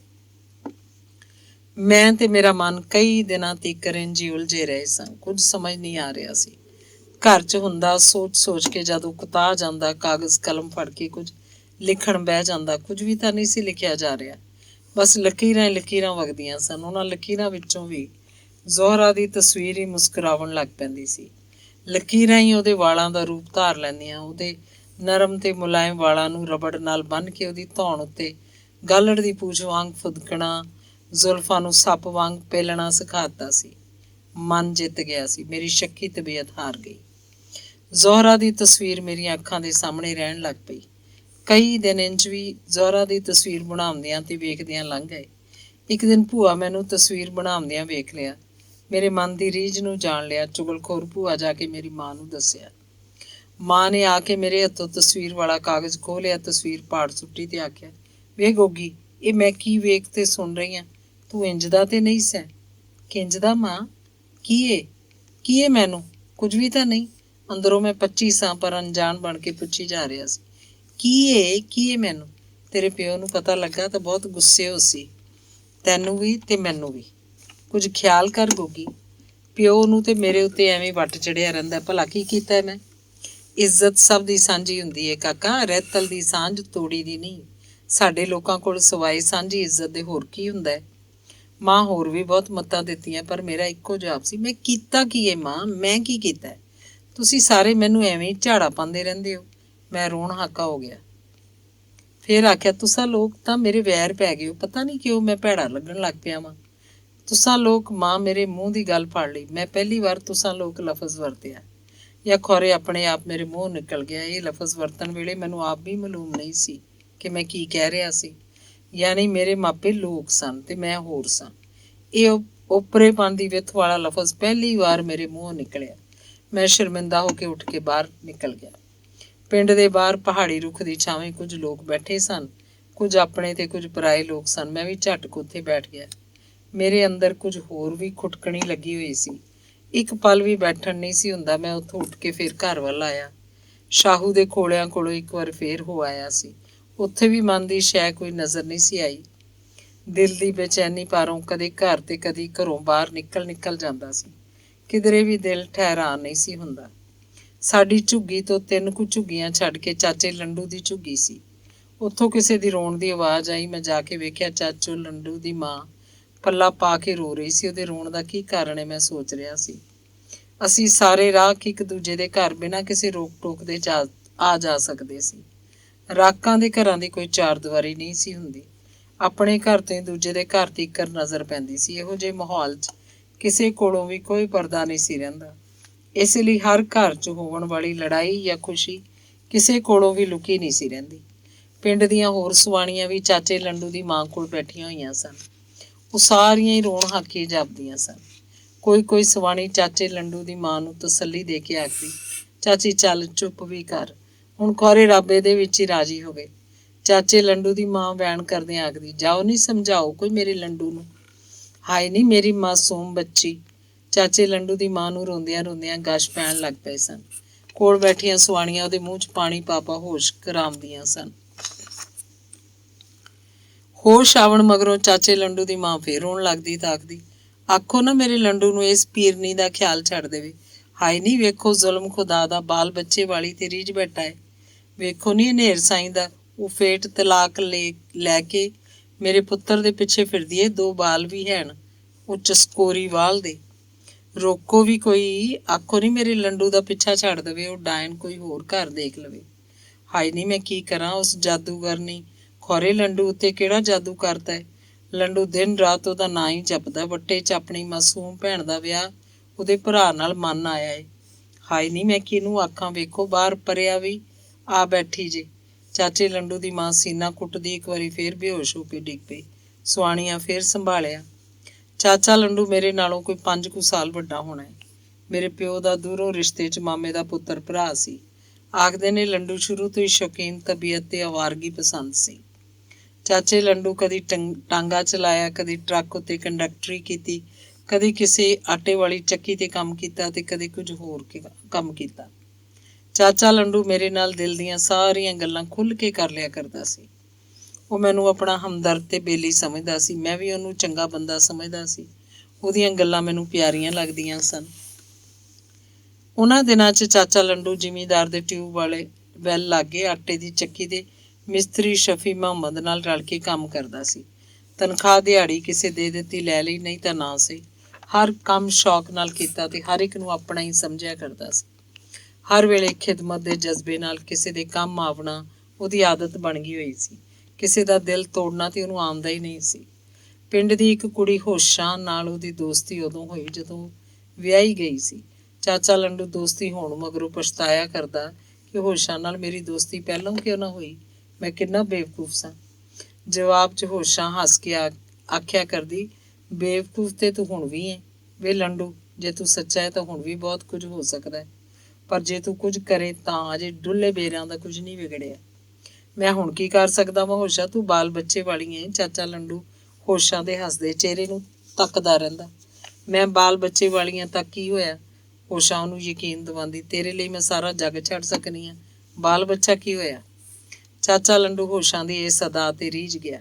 ਉਹਦੇ ਖਿਆਲ 'ਚ ਹੋਸ਼ਾਂ ਦੀ ਇਹ ਕੁਰਬਾਨੀ ਬਹੁਤ ਵੱਡੀ ਹੈ, ਉਹ ਵੀ ਸਿਰਫ ਮੇਰੇ ਪਿਆਰ ਵਾਸਤੇ। ਐਸੇ ਸੱਜਣ ਉੱਤੋਂ ਤੇ ਜਿੰਦ ਵਾਰ ਦੇਣੀ ਚਾਹੀਦੀ ਹੈ। ਚਾਚਾ ਲੰਡੂ ਜਦ ਚੰਗੀ ਤਰ੍ਹਾਂ ਰੀਝ ਗਿਆ ਤਾਂ ਇੱਕ ਦਿਨ ਹੋਸ਼ਾ ਆਖਿਆ, ਵੇ ਲੰਡੂ, ਤੇਰੇ ਉੱਤੋਂ ਵਾਰੀ ਤੇ ਸਦਕੇ ਤੇਰੇ ਲਈ ਮੈਂ ਆਪਣੇ ਬਾਲਾਂ ਤੇ ਖੌਂਦ ਨੂੰ ਛੱਡਣ ਲਈ ਤਿਆਰ ਹਾਂ। ਮੈਂ ਇਰਾਦਾ ਵੀ ਪੱਕਾ ਕਰ ਲਿਆ, ਪਰ ਇੱਕ ਔਕੜ ਏ, ਉਹ ਮੇਰੇ ਤੋਂ ਦੂਰ ਨਹੀਂ ਹੋ ਸਕਦੀ। ਕੀ ਔਕੜ ਏ? ਚਾਚੇ ਲੰਡੂ ਹਿੱਕ ਤੇ ਹੱਥ ਮਾਰ ਕੇ ਪੁੱਛਿਆ ਤੇ ਆਖਿਆ, ਮੈਂ ਹਰ ਔਕੜ ਦੂਰ ਕਰ ਦੇਸਾਂ ਹੋਸ਼ਾਂ। ਤੇਰੇ ਲਈ ਮੈਨੂੰ ਅੱਗ ਦੇ ਪਹਾੜ ਉੱਤੋਂ ਵੀ ਟੱਪਣਾ ਪਿਆ, ਮੈਂ ਟੱਪ ਜਾਸਾਂ, ਤੂੰ ਹੁਕਮ ਕਰਕੇ ਵੇਖ। ਨਹੀਂ ਵੇ ਲੰਡੂ, ਮੇਰੀ ਤਾਂ ਕੋਈ ਗੱਲ ਨਹੀਂ, ਮੈਂ ਤੇ ਤੇਰੀ ਆ, ਤੈਨੂੰ ਆਪਣਾ ਬਣਾ ਲਿਆ, ਪਰ ਔਕੜੇ ਵੇ ਸਹੁਰੇ ਝੁੱਗੇ ਨੂੰ ਤੇ ਮੈਂ ਤੇਰੀ ਖਾਤਰ ਸਾੜ ਫੂਕ ਸਕਦੀ ਹਾਂ, ਪਰ ਮੇਰਾ ਪੇਕਾ ਝੁੱਗਾ ਮੇਰੇ ਤੋਂ ਸਾੜਿਆ ਨਹੀਂ ਜਾਂਦਾ। ਤੈਨੂੰ ਤੇ ਪਤਾ ਮੇਰਾ ਪੇਕਾ ਝੁੱਗਾ ਲੋਭੂ ਹੈ। ਮੈਂ ਉਹਨਾਂ ਦਾ ਲੋਭ ਕਿੰਝ ਪੂਰਾ ਕਰਾਂ, ਮੈਨੂੰ ਕੋਈ ਹੱਲ ਨਜ਼ਰ ਨਹੀਂ ਆਉਂਦਾ। ਦਿਨ ਰਾਤ ਸੋਚਦੀ ਰਹਿੰਦੀ ਹਾਂ, ਕੀ ਲੋਭ ਕਰਦਾ ਤੇਰਾ ਪੇਕਾ ਝੁੱਗਾ। ਹੋਸ਼ਾਂ, ਚੱਲ ਛੱਡ ਵੇ ਲੰਡੂ, ਮੈਂ ਆਪ ਦੁਖੀ ਹਾਂ, ਤੈਨੂੰ ਦੁਖੀ ਕਿਉਂ ਕਰਾਂ। ਤੂੰ ਦੱਸ ਤੇ ਸਹੀ, ਮੈਂ ਜੇ ਮੈਥੋਂ ਕੁਝ ਹੋਇਆ ਤੇ ਜ਼ਰੂਰ ਕਰਸਾਂ। ਲੰਡੂ ਦੀ ਜਿੱਦ ਤੇ ਸ਼ੌਕ ਵੇਖ ਕੇ ਹੋਸ਼ਾਂ ਹੌਲੀ ਹੌਲੀ ਆਖਿਆ, ਤੈਨੂੰ ਤੇ ਮਾਲੂਮ ਹੈ ਮੇਰੇ ਭਰਾ ਨੂੰ ਰਿਸ਼ਤਾ ਕੋਈ ਨਹੀਂ ਦੇ ਰਿਹਾ। ਮੇਰੇ ਪੇਕੇ ਝੁੱਗੇ ਦਾ ਖਿਆਲ ਹੈ ਕਿ ਜੇ ਮੈਂ ਉਹਨਾਂ ਦੀ ਨੱਕ ਨਮੂਜ਼ ਦਾ ਕੋਈ ਖਿਆਲ ਨਹੀਂ ਕਰ ਸਕਦੀ ਤਾਂ ਆਪਣੇ ਭਰਾ ਦਾ ਹੀ ਖਿਆਲ ਕਰਾਂ। ਲੰਡੂ, ਹੁਣ ਤੂੰ ਆਪੇ ਹੀ ਦੱਸ, ਮੈਂ ਪੇਕੇ ਝੁੱਗੇ ਨੂੰ ਛੱਡ ਕੇ ਮਰਨ ਜੋਗੀ ਨਾ ਜਿਉਣ ਜੋਗੀ। ਹੋਸ਼ਾਂ ਦੀਆਂ ਅੱਖਾਂ 'ਚ ਹੰਝੂ ਵਗ ਟੁਰੇ। ਫੇਰ ਆਖਿਆ, ਮੇਰੀ ਤਾਂ ਤੇਰੇ ਵੱਲੋਂ ਵੀ ਜਾਨ ਜਾਂਦੀ ਏ ਤੇ ਮੈਂ ਤੇਤੋਂ ਵੀ ਵੱਖ ਨਹੀਂ ਰਹਿ ਸਕਦੀ। ਤੂੰ ਕੀ ਚਾਹੁੰਦੀ ਹੈ ਹੋਸ਼ਾਂ?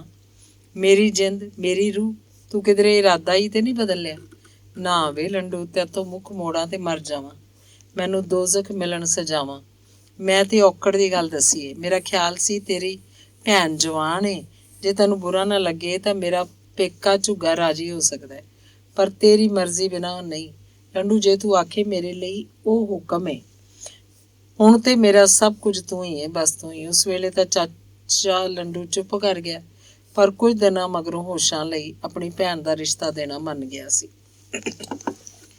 ਲੰਡੂ ਆਪਣੇ ਘਰ ਵਾਲਿਆਂ ਨੂੰ ਵੀ ਧਮਕੀ ਦੇ ਦਿੱਤੀ ਕਿ ਜੇ ਤੁਸਾਂ ਮੇਰੀ ਰੀਝ ਪੂਰੀ ਨਾ ਕੀਤੀ ਤਾਂ ਮੈਂ ਮਸ਼ੀਨ ਦੇ ਪੱਟੇ 'ਚ ਸਿਰ ਦੇ ਕੇ ਮਰ ਜਾਸਾਂ। ਹੋਸ਼ਾਂ ਝੱਟ ਤਲਾਕ ਲੈ ਕੇ ਪੇਕੇ ਬੂਹੇ ਆ ਬੈਠੇ।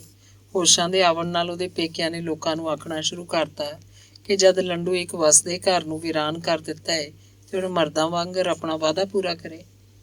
ਚਾਚੇ ਲੰਡੂ ਨੂੰ ਹੋਸ਼ਾਂ ਦੀ ਰੀਝ ਸੀ, ਉਹ ਘਰ ਵਾਲਿਆਂ ਉੱਤੇ ਹੋਰ ਜ਼ੋਰ ਦੇਵਣ ਲੱਗ ਪਿਆ। ਬਰਾਦਰੀ ਵਾਲੇ ਵੀ ਆਖਣ ਲੱਗ ਪਏ ਸੀ ਕਿ ਹੋਸ਼ਾਂ ਨੂੰ ਤਲਾਕ ਦਵਾ ਕੇ ਲੰਡੂ ਨੇ ਚੰਗਾ ਨਹੀਂ ਕੀਤਾ, ਪਰ ਜੋ ਹੁਣ ਹੋ ਗਿਆ ਸੋ ਹੋ ਗਿਆ, ਉਹਨੂੰ ਹਿੱਕਣਾ ਕੀ। ਲੋਕਾਂ ਦੀ ਰਾਏ ਸੀ ਕਿ ਲੰਡੂ ਤੇ ਲੰਡੂ ਦੇ ਘਰ ਵਾਲਿਆਂ ਨੂੰ ਹੁਣ ਛੇਤੀ ਤੋਂ ਛੇਤੀ ਗੱਲ ਨਿਭਾ ਦੇਣੀ ਚਾਹੀਦੀ ਹੈ। ਹੁਣ ਰੇੜ ਕਾਕਾ ਦਾ। ਇਸ ਗੱਲ ਉੱਤੇ ਅੱਜ ਬਰਾਦਰੀ ਦੇ ਲੋਕ ਇਕੱਠੇ ਹੋਏ ਸਨ। ਬਰਾਦਰੀ ਦੇ ਆਵਣ ਉੱਤੇ ਹੀ ਚਾਚੇ ਲੰਡੂ ਦੀ ਮਾਂ ਪੱਲਾ ਪਾ ਰੋਂਦੀ ਰਹੀ ਸੀ। ਸਾਰਾ ਟੱਬਰ ਰੋ ਰਿਹਾ ਸੀ। ਬਾਰਾਂਦਰੀ ਬੂਹੇ ਆਈ ਬੈਠੀ ਸੀ, ਉੱਤੇ ਲੰਡੂ ਮਰਨ ਦੀ ਧਮਕੀ ਦੇ ਰਿਹਾ ਸੀ। ਹੋਸ਼ਾਂ ਭਾਵੇਂ ਖੂਬਸੂਰਤ ਤੇ ਪੂਰੀ ਔਰਤ ਸੀ ਤੇ ਬਾਲ ਬੱਚੇ ਵਾਲੀ ਤਲਾਕੀ ਹੋਈ, ਉਹਦੇ ਬਦਲੇ ਵੱਟਾ ਅਨਹੋਣੀ ਗੱਲ ਸੀ।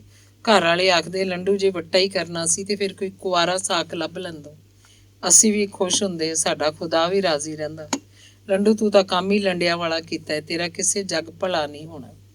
ਚਾਚੇ ਲੰਡੂ ਦੀ ਤੇ ਰੂਹ ਹੀ ਕੋਈ ਵੱਖਰੀ ਕਿਸਮ ਦੀ ਸੀ। ਉਹ ਜੰਮਿਆ ਹੀ ਲੋਕਾਂ ਦੀ ਖਿਦਮਤ ਵਾਸਤੇ ਸੀ। ਹਰ ਇੱਕ ਦੇ ਕੰਮ ਆਉਣਾ, ਕਿਸੇ ਨੂੰ ਕੋਈ ਦੁੱਖ ਨਾ ਦੇਣਾ, ਲੋਕਾਂ ਦੀ ਭੀੜ ਵੰਡਣ ਲਈ ਆਪ ਭੀੜਾਂ 'ਚ ਪੈ ਜਾਣਾ। ਚਾਚੇ ਲੰਡੂ ਨਾਲ ਮੈਂ ਮਖੌਲ ਕਰ ਲਿਆ ਕਰਦਾ ਸਾਂ। ਮੈਂ ਉਹਨੂੰ ਹੋਸ਼ਾਂ ਦੇ ਨਾਂ ਉੱਤੇ ਛੇੜ ਕੇ ਆਖਿਆ ਕਰਦਾ ਸਾਂ, ਵਾਹ ਓਏ ਚਾਚਾ, ਤੇਰਾ ਦਿਲ ਆਇਆ ਵੀ ਤੇ ਕਿਹੜੀ ਮਾਈ ਉੱਤੇ। ਇਹਦੇ ਨਾਲੋਂ ਚੰਗਾ ਸੀ ਤੂੰ ਹੋਸ਼ਾਂ ਦੇ ਘਰ ਜੰਮ ਪੈਂਦੋ, ਫਿਰ ਹੋਸ਼ਾਂ ਤੇ ਲੰਡੂ ਮਾਂ ਪੁੱਤਰ ਹੁੰਦੇ, ਘਰ ਦੀ ਗੱਲ ਘਰ 'ਚ ਰਹਿੰਦੀ। ਜਵਾਬ 'ਚ ਚਾਚੇ ਲੰਡੂ ਕੋਲੋਂ ਮੈਨੂੰ ਗਾਲਾਂ ਸੁਣਨੀਆਂ ਪੈਂਦੀਆਂ ਸਨ। ਉਹ ਆਖਦਾ, ਜਦ ਕਦੀ ਤੇਰੀਆਂ ਲੱਗੀਆਂ ਤਾਂ ਮਾਲੂਮ ਹੋ ਸੀ ਪੁੱਤਰਾ, ਅਜੇ ਤੂੰ ਬਾਲ ਏ, ਕੀ ਜਾਣੇ ਦਿਲ ਦੀਆਂ ਲੱਗੀਆਂ ਕੀ ਹੁੰਦੀਆਂ ਨੇ। ਇੰਨੀ ਗੱਲ ਕਰਕੇ ਚਾਚਾ ਲੰਡੂ ਇੱਕ ਹੌਕਾ ਭਰਦਾ ਮੇਰੇ ਕੋਲੋਂ ਮੁੜ ਜਾਂਦਾ ਜਾਂ ਮੈਂ ਖਿਸਕ ਜਾਇਆ ਕਰਦਾ ਸੀ। ਉਹਦੇ ਦੁਖੀ ਹੋਣ ਤੇ ਮੈਨੂੰ ਵੀ ਤਰਸ ਆਉਣ ਲੱਗ ਪਿਆ ਸੀ, ਪਰ ਉਹਦੇ ਝੱਲ ਪੁਣੇ ਤੇ ਹਾਸਾ ਵੀ ਆਇਆ ਕਰਦਾ ਸੀ। ਅੱਜ ਸ਼ਾਮ ਤੀਕਰ ਪਰਿਆਂ ਨੇ ਸਾਰੀ ਗੱਲ ਨਿਬੇੜ ਲਈ ਹੋਈ ਸੀ। 2 ਜੁਮੇ ਛੱਡ ਕੇ ਤੀਜੇ ਜੁਮੇ ਨੂੰ ਨਿਕਾਹ ਲਈ ਸਾਰੀਆਂ ਧਿਰਾਂ ਰਾਜੀ ਹੋ ਗਈਆਂ ਸੀ। ਚਾਚਾ ਲੰਡੂ ਬੜਾ ਖੁਸ਼ ਹੋਇਆ। ਇਸੇ ਖੁਸ਼ੀ ਦੇ ਵਖਾਲੇ ਲਈ ਉਸ ਪਿੰਡ ਦੇ ਸਾਰੇ ਬਾਲਾਂ 'ਚ ਟਾਂਗਰੀ ਵੰਡੀ ਸੀ। ਚਾਚੇ ਲੰਡੂ ਦੇ ਪੈਰ ਤਾਂ ਭੋਏ ਤੇ ਨਹੀਂ ਸੀ ਲੱਗਦੇ, ਉੱਡਿਆ ਜਾਂਦਾ ਸੀ। ਉਹਦੇ ਮੂੰਹ ਤੇ ਐਵੇਂ ਹਾਸੇ ਡੁੱਲ ਡੁੱਲ ਪੈਂਦੇ ਸਨ। ਹੋਸ਼ਾਂ ਤੇ ਲੰਡੂ ਖੁੱਲ੍ਹ ਕੇ ਮਿਲਣ ਲੱਗ ਪਏ ਸਨ, ਪਰ ਲੰਡੂ ਦੇ ਘਰ ਵਾਲੇ ਫੇਰ ਮੁੱਕਰ ਗਏ। ਹੋਸ਼ਾਂ ਦੇ ਘਰ ਵਾਲਿਆਂ ਡੇਰਾ ਚੁੱਕਿਆ ਤੇ ਕਿਸੇ ਹੋਰ ਪਿੰਡ ਚਲੇ ਗਏ। ਲੰਡੂ ਲਈ ਤਾਂ ਨੇਰ ਪੈ ਗਿਆ। ਉਸ ਘਰ ਵਾਲਿਆਂ ਨਾਲ ਲੜਾਈ ਛੋਹ ਲਈ। ਰਾਤ ਦਿਨ ਇਹ ਸ਼ੋਰ ਬਸੇਰਾ ਪਿਆ ਰਹਿੰਦਾ ਸੀ। ਲੰਡੂ ਆਖਦਾ, ਮੇਰੀ ਰੀਝ ਪੂਰੀ ਨਾ ਹੋਈ ਤਾਂ ਮੇਰੀ ਮੌਤ ਵੇਖਣੀ ਪਏਗੀ। ਘਰ ਵਾਲੇ ਆਕੜ ਗਏ। ਉਹਨਾਂ ਲੰਡੂ ਦੀ ਮੌਤ ਵਾਲੀ ਧਮਕੀ ਦਾ ਕੋਈ ਅਸਰ ਨਾ ਲਿਆ। ਚਾਚਾ ਲੰਡੂ ਅਸਲੋਂ ਹੀ ਬੁੱਝ ਗਿਆ। ਸਿਰ ਸੁੱਟ ਕੇ ਟੁਰੀ ਫਿਰਦਾ ਸੀ, ਕਿਸੇ ਨਾਲ ਕੋਈ ਗੱਲ ਨਾ ਕਰਦਾ। ਸਵੇਰੇ ਆਟੇ ਵਾਲੀ ਚੱਕੀ ਤੇ ਜਾਂਦਾ, ਸਾਰਾ ਦਿਨ ਕੰਮ ਕਰਦਾ, ਸ਼ਾਮ ਨੂੰ ਆ ਕੇ ਚੁੱਪ ਕਰਕੇ ਪੈ ਰਹਿੰਦਾ। ਆਟੇ ਦੀ ਚੱਕੀ ਤੇ ਆਟਾ ਪਿਹਾਵਣ ਵਾਲੀਆਂ ਸੁਆਣੀਆਂ ਤੇ ਕੁੜੀਆਂ ਚਾਚੇ ਲੰਡੂ ਨਾਲ ਹਮਦਰਦੀ ਦੇ ਬੋਲ ਬੋਲਦੀਆਂ ਤੇ ਅਫਸੋਸ ਕਰਦੀਆਂ। ਕਈ ਸੁਆਣੀਆਂ ਉਹਨੂੰ ਹੋਸ਼ਾਂ ਦਾ ਖਿਆਲ ਛੱਡਣ ਦੀ ਮੱਤ ਵੀ ਦਿੱਤੀ। ਮੈਂ ਵੀ ਇਹੀ ਗੱਲ ਆਖਦਾ ਸਾਂ, ਪਰ ਚਾਚਾ ਲੰਡੂ ਸੁਣਦਾ ਸਮਝਦੀ ਸੀ, ਕਿਸੇ ਨੂੰ ਕੋਈ ਜਵਾਬ ਨਹੀਂ ਸੀ ਦਿੰਦਾ। ਸਾਰਾ ਦਿਨ ਮੈਂ ਚੱਕੀ ਤੇ ਚਾਚੇ ਨਾਲ ਇਹੋ ਜਿਹੀਆਂ ਗੱਲਾਂ ਕਰਦਾ ਰਿਹਾ। ਅੱਗੋਂ ਉਸ ਲਈ ਉਸ ਕੋਈ ਹੰਗੂਰਾ ਨਾ ਭਰਿਆ ਤਾਂ ਡਿੰਗਰ ਵੇਲੇ ਮੈਂ ਘਰ ਨੂੰ ਪਰਤਿਆ। ਰਾਹ 'ਚ ਮੈਨੂੰ ਨਾਜ਼ੀ ਮਿਲੀ। ਉਸ ਦਾਣਿਆਂ ਦੀ ਬੋਰੀ ਨੂੰ ਭਾਰ ਲੱਗਣ ਕਾਰਨ ਥੱਲੇ ਸੁੱਟਿਆ ਹੋਇਆ ਸੀ ਤੇ ਹੁਣ ਉਡੀਕ ਰਹੀ ਸੀ ਕੋਈ ਇੱਧਰੋਂ ਲੰਘੇ ਤੇ ਬੋਰੀ ਉਹਦੇ ਸਿਰ ਤੇ ਰਖਵਾਏ। ਮੈਂ ਨੇੜੇ ਆਇਆ ਤਾਂ ਉਹਨੇ ਆਖਿਆ, ਵੇ ਲੇਰਦਾ, ਜਰਾ ਬੋਰੀ ਨੂੰ ਹੱਥ ਤੇ ਪਵਾਈ। ਨਾਜ਼ੀ ਦੇ ਵਿਆਹ ਨੂੰ 6 ਮਹੀਨੇ ਹੋ ਗਏ ਸੀ ਜਦੋਂ ਦੀ ਉਹ ਦੂਸਰੇ ਪਿੰਡ ਤੋਂ ਵਹੇਜ ਕੇ ਆਈ ਸੀ। ਮੈਂ ਅੱਜ ਦੂਸਰੀ ਵਾਰ ਉਹਨੂੰ ਵੇਖਿਆ ਸੀ। ਸਾਫ਼ ਰੰਗ, ਨੈਣ ਨਕਸ਼ ਵੀ ਵਾਹਵਾ ਮਨ ਖਿੱਚਵੇਂ, ਜੁੱਸੇ ਦੀ ਵੀ ਮਜ਼ਬੂਤ ਤੇ ਨਰੋਈ ਜਾਪਦੀ ਸੀ।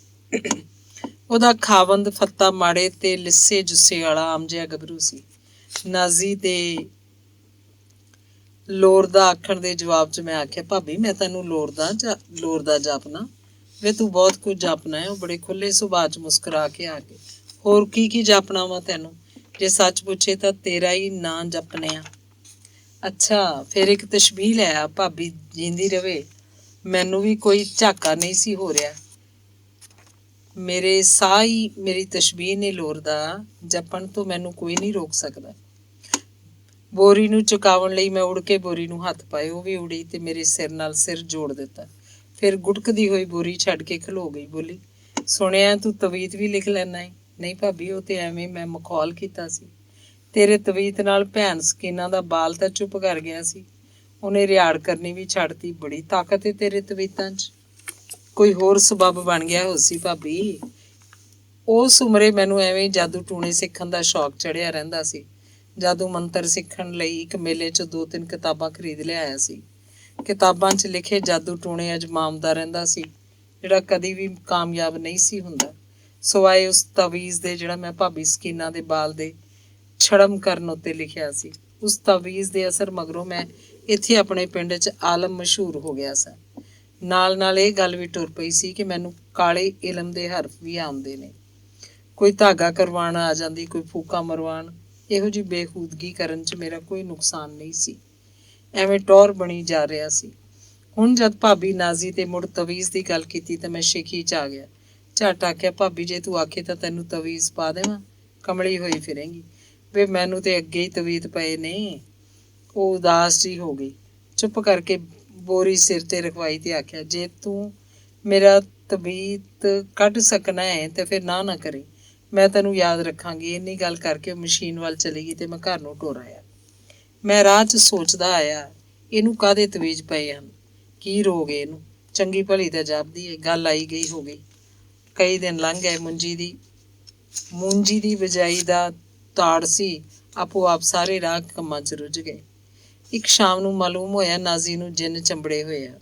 ਇਹ ਵੀ ਪਤਾ ਚੱਲ ਗਿਆ ਜਿੰਨ ਤੇ ਉਹਨੂੰ ਕਈ ਦਿਨਾਂ ਤੋਂ ਚੰਬੜੇ ਸਨ। ਪਹਿਲੇ ਉਹਦੇ ਘਰ ਵਾਲਿਆਂ ਚੋਰੀ ਦਮ ਦਰੂਦ ਕਰਵਾ ਵੇਖਿਆ, ਪਰ ਹੌਲੀ ਹੌਲੀ ਗੱਲ ਖਿੱਲਰ ਗਈ।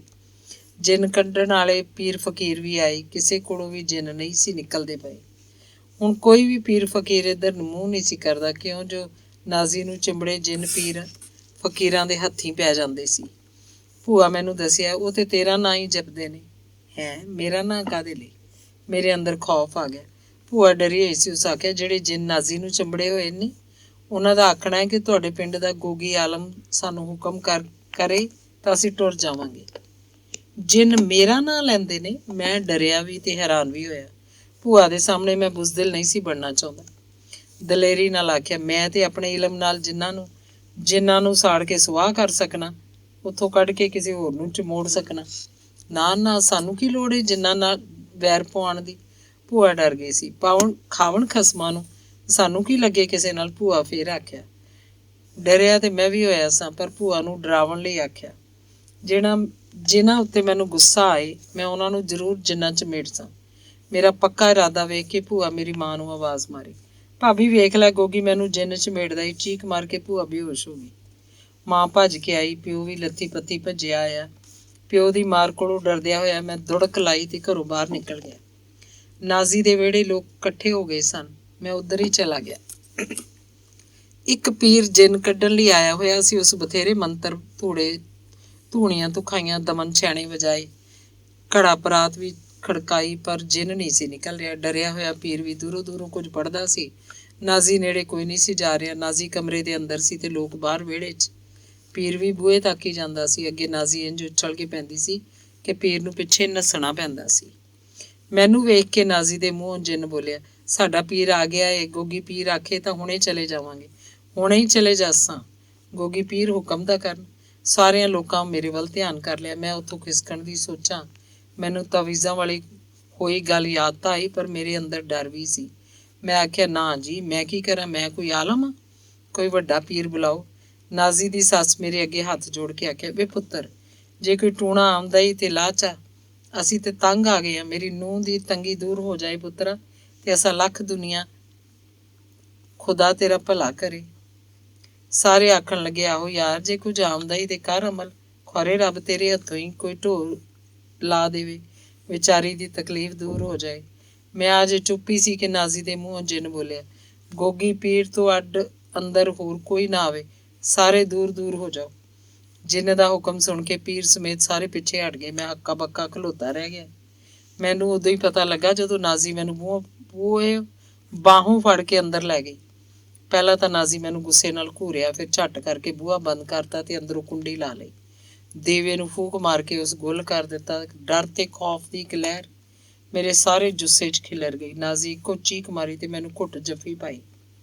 ਮੈਂ ਜੂੰ ਆਪਣਾ ਆਪ ਛੁਡਾਉਣ ਦਾ ਯਤਨ ਕਰਦਾ, ਓਨਾ ਹੀ ਹੋਰ ਘੁੱਟ ਕੇ ਕਲਾਵੇ 'ਚ ਲੈਂਦੀ। ਮੇਰੇ ਜੁੱਸੇ ਉੱਤੇ ਨਿੱਕੇ ਨਿੱਕੇ ਚੱਕ ਵੱਡੇ ਤੇ ਬਾਹਰ ਦੇ ਲੋਕਾਂ ਦੇ ਡਰ ਪਾਰੋਂ ਮੈਂ ਚੱਕਾਂ ਦੀ ਪੇੜ ਤੇ ਰੌਲਾ ਨਹੀਂ ਸੀ ਪਾ ਸਕਦਾ। ਉਹਦੇ ਚੱਕਾਂ ਦੀ ਪੇੜ ਨੂੰ ਜਰੀ ਜਾਂਦਾ ਸਾਂ ਜਦੋਂ ਕਮਲਿਆਂ ਵਾਂਗ ਹਰਕਤਾਂ ਕਰਨ ਲੱਗ ਪਈ। ਨਾਜ਼ੀ ਦੇ ਜੁੱਸੇ ਦੇ ਸੇਕ ਤੇ ਮੁੜਕੇ ਦੀ ਵੰਨ ਨਾਲ ਮੇਰਾ ਦਿਮਾਗ ਭਾਰਾ ਹੋ ਗਿਆ। ਸਿਰ ਘੁੰਮਣ ਲੱਗ ਪਿਆ। ਬਾਹਰ ਨਿਕਲਣ ਲੱਗਾ ਤਾਂ ਉਸ ਫੇਰ ਫੜ ਲਿਆ। ਯਾਰੀ ਬਣਾਈ ਰੱਖਣ ਦਾ ਵਾਅਦਾ ਕਰ ਲਿਆ। ਮੇਰੇ ਬੋਲਣ ਤੋਂ ਪਹਿਲਾਂ ਹੀ ਉਸ ਦੀਵਾ ਬਾਲ ਦਿੱਤਾ। ਮੁਸਕਰਾ ਕੇ ਮੈਨੂੰ ਨਿਕਲਣ ਦਾ ਆਖਿਆ।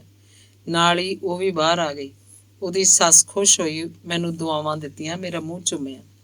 ਮੈਂ ਉੱਥੋਂ ਨਿਕਲ ਕੇ ਘਰ ਆ ਕੇ ਮੰਜੀ ਤੇ ਲੇਟ ਗਿਆ। ਮੈਨੂੰ ਚੁੱਪ ਵੇਖ ਕੇ ਮਾਂ ਪੁੱਛਿਆ, ਗੋਗੀ ਕੀ ਗੱਲ ਏ? ਮੈਂ ਕੋਈ ਜਵਾਬ ਨਾ ਦਿੱਤਾ। ਜਦ ਮਾਂ ਬਹੁਤ ਵਾਰੀ ਪੁੱਛਿਆ ਤਾਂ ਆਖਿਆ, ਮੇਰੇ ਸਿਰ ਨੂੰ ਪੀੜ ਏ ਮਾਂ। ਮਾਂ ਨੂੰ ਫਿਕਰ ਲੱਗੀ। ਉਸ ਕਾਹਲੀ ਨਾਲ ਪੁੱਛਿਆ, ਨਾਜੀ ਦੇ ਪਾਸੇ ਤਾਂ ਨਹੀਂ ਗਿਆ? ਮਾਂ ਦੇ ਖਿਆਲ 'ਚ ਨਾਜ਼ੀ ਵਾਲਾ ਜਿੰਨ ਚਿੰਬੜ ਗਿਆ ਹੋਣਾ। ਮੈਂ ਤਸੱਲੀ ਦਿੰਦਿਆਂ ਆਖਿਆ, ਕੋਈ ਜਿੰਨ ਨਹੀਂ ਹੁੰਦਾ ਮਾਂ, ਬਸ ਐਵੇਂ ਮੱਕਰ ਏ। ਫਿਰ ਤੇਰੇ ਸਿਰ ਨੂੰ ਪੀੜ ਕਾਹਦੀ ਏ ਕਾਕਾ? ਮਾਂ ਪਰੇਸ਼ਾਨ ਹੋਈ। ਬਸ ਐਵੇਂ ਹੀ ਮਾਂ, ਕਦੇ ਕਦੇ ਮੇਰੇ ਸਿਰ ਨੂੰ ਪੀੜ ਹੋ ਜਾਂਦੀ ਏ। ਅੱਛਾ ਫਿਰ ਚੁੱਪ ਕਰਕੇ ਸੌਂ ਜਾ, ਬਹੁਤਾ ਸੋਚਿਆ ਨਾ ਕਰ। ਅੱਛਾ ਮਾਂ। ਮੇਰੇ ਵੱਲੋਂ ਯਕੀਨ ਆਉਣ ਤੇ ਮਾਂ ਚਲੀ ਗਈ। ਫਿਰ ਪਤਾ ਨਹੀਂ ਮੈਨੂੰ ਕਦੋਂ ਨੀਂਦਰ ਆਈ। ਉਸ ਰਾਤ ਤੋਂ ਬਾਅਦ ਜਦੋਂ ਵੀ ਨਾਜ਼ੀ ਮਿਲੀ ਅੱਖਾਂ ਨੀਵੀਆਂ ਕਰ ਲੈਂਦੀ ਸੀ। ਮੈਂ ਵੀ ਕੁਝ ਸ਼ਰਮਿੰਦਾ ਹੁੰਦਾ ਸਾਂ। ਪਿੰਡ ਦੇ ਸਾਰੇ ਨਿੱਕੇ ਵੱਡੇ ਪੀਰ ਜੀ ਕਹਿ ਕੇ ਮੇਰਾ ਮੌਜੂ ਬਣਾਉਂਦੇ। ਜਦ ਬਾਅਦ 'ਚ ਮੈਨੂੰ ਇਹ ਮਾਲੂਮ ਹੋਇਆ ਕਿ ਸਾਰੇ ਲੋਕ ਜਿੰਨ ਵਾਲੇ ਮੱਕਰ ਨੂੰ ਸਮਝਦੇ ਸੀ, ਸਾਰਿਆਂ ਲਈ ਤਾਂ ਸ਼ੁਗਲ ਸੀ, ਇਹ ਸੁਣ ਕੇ ਮੈਂ ਬੜਾ ਹੀ ਪੱਚੀ ਹੋਇਆ ਤੇ ਆਪਣੇ ਆਪ ਤੇ ਨਫ਼ਰਤ ਵੀ।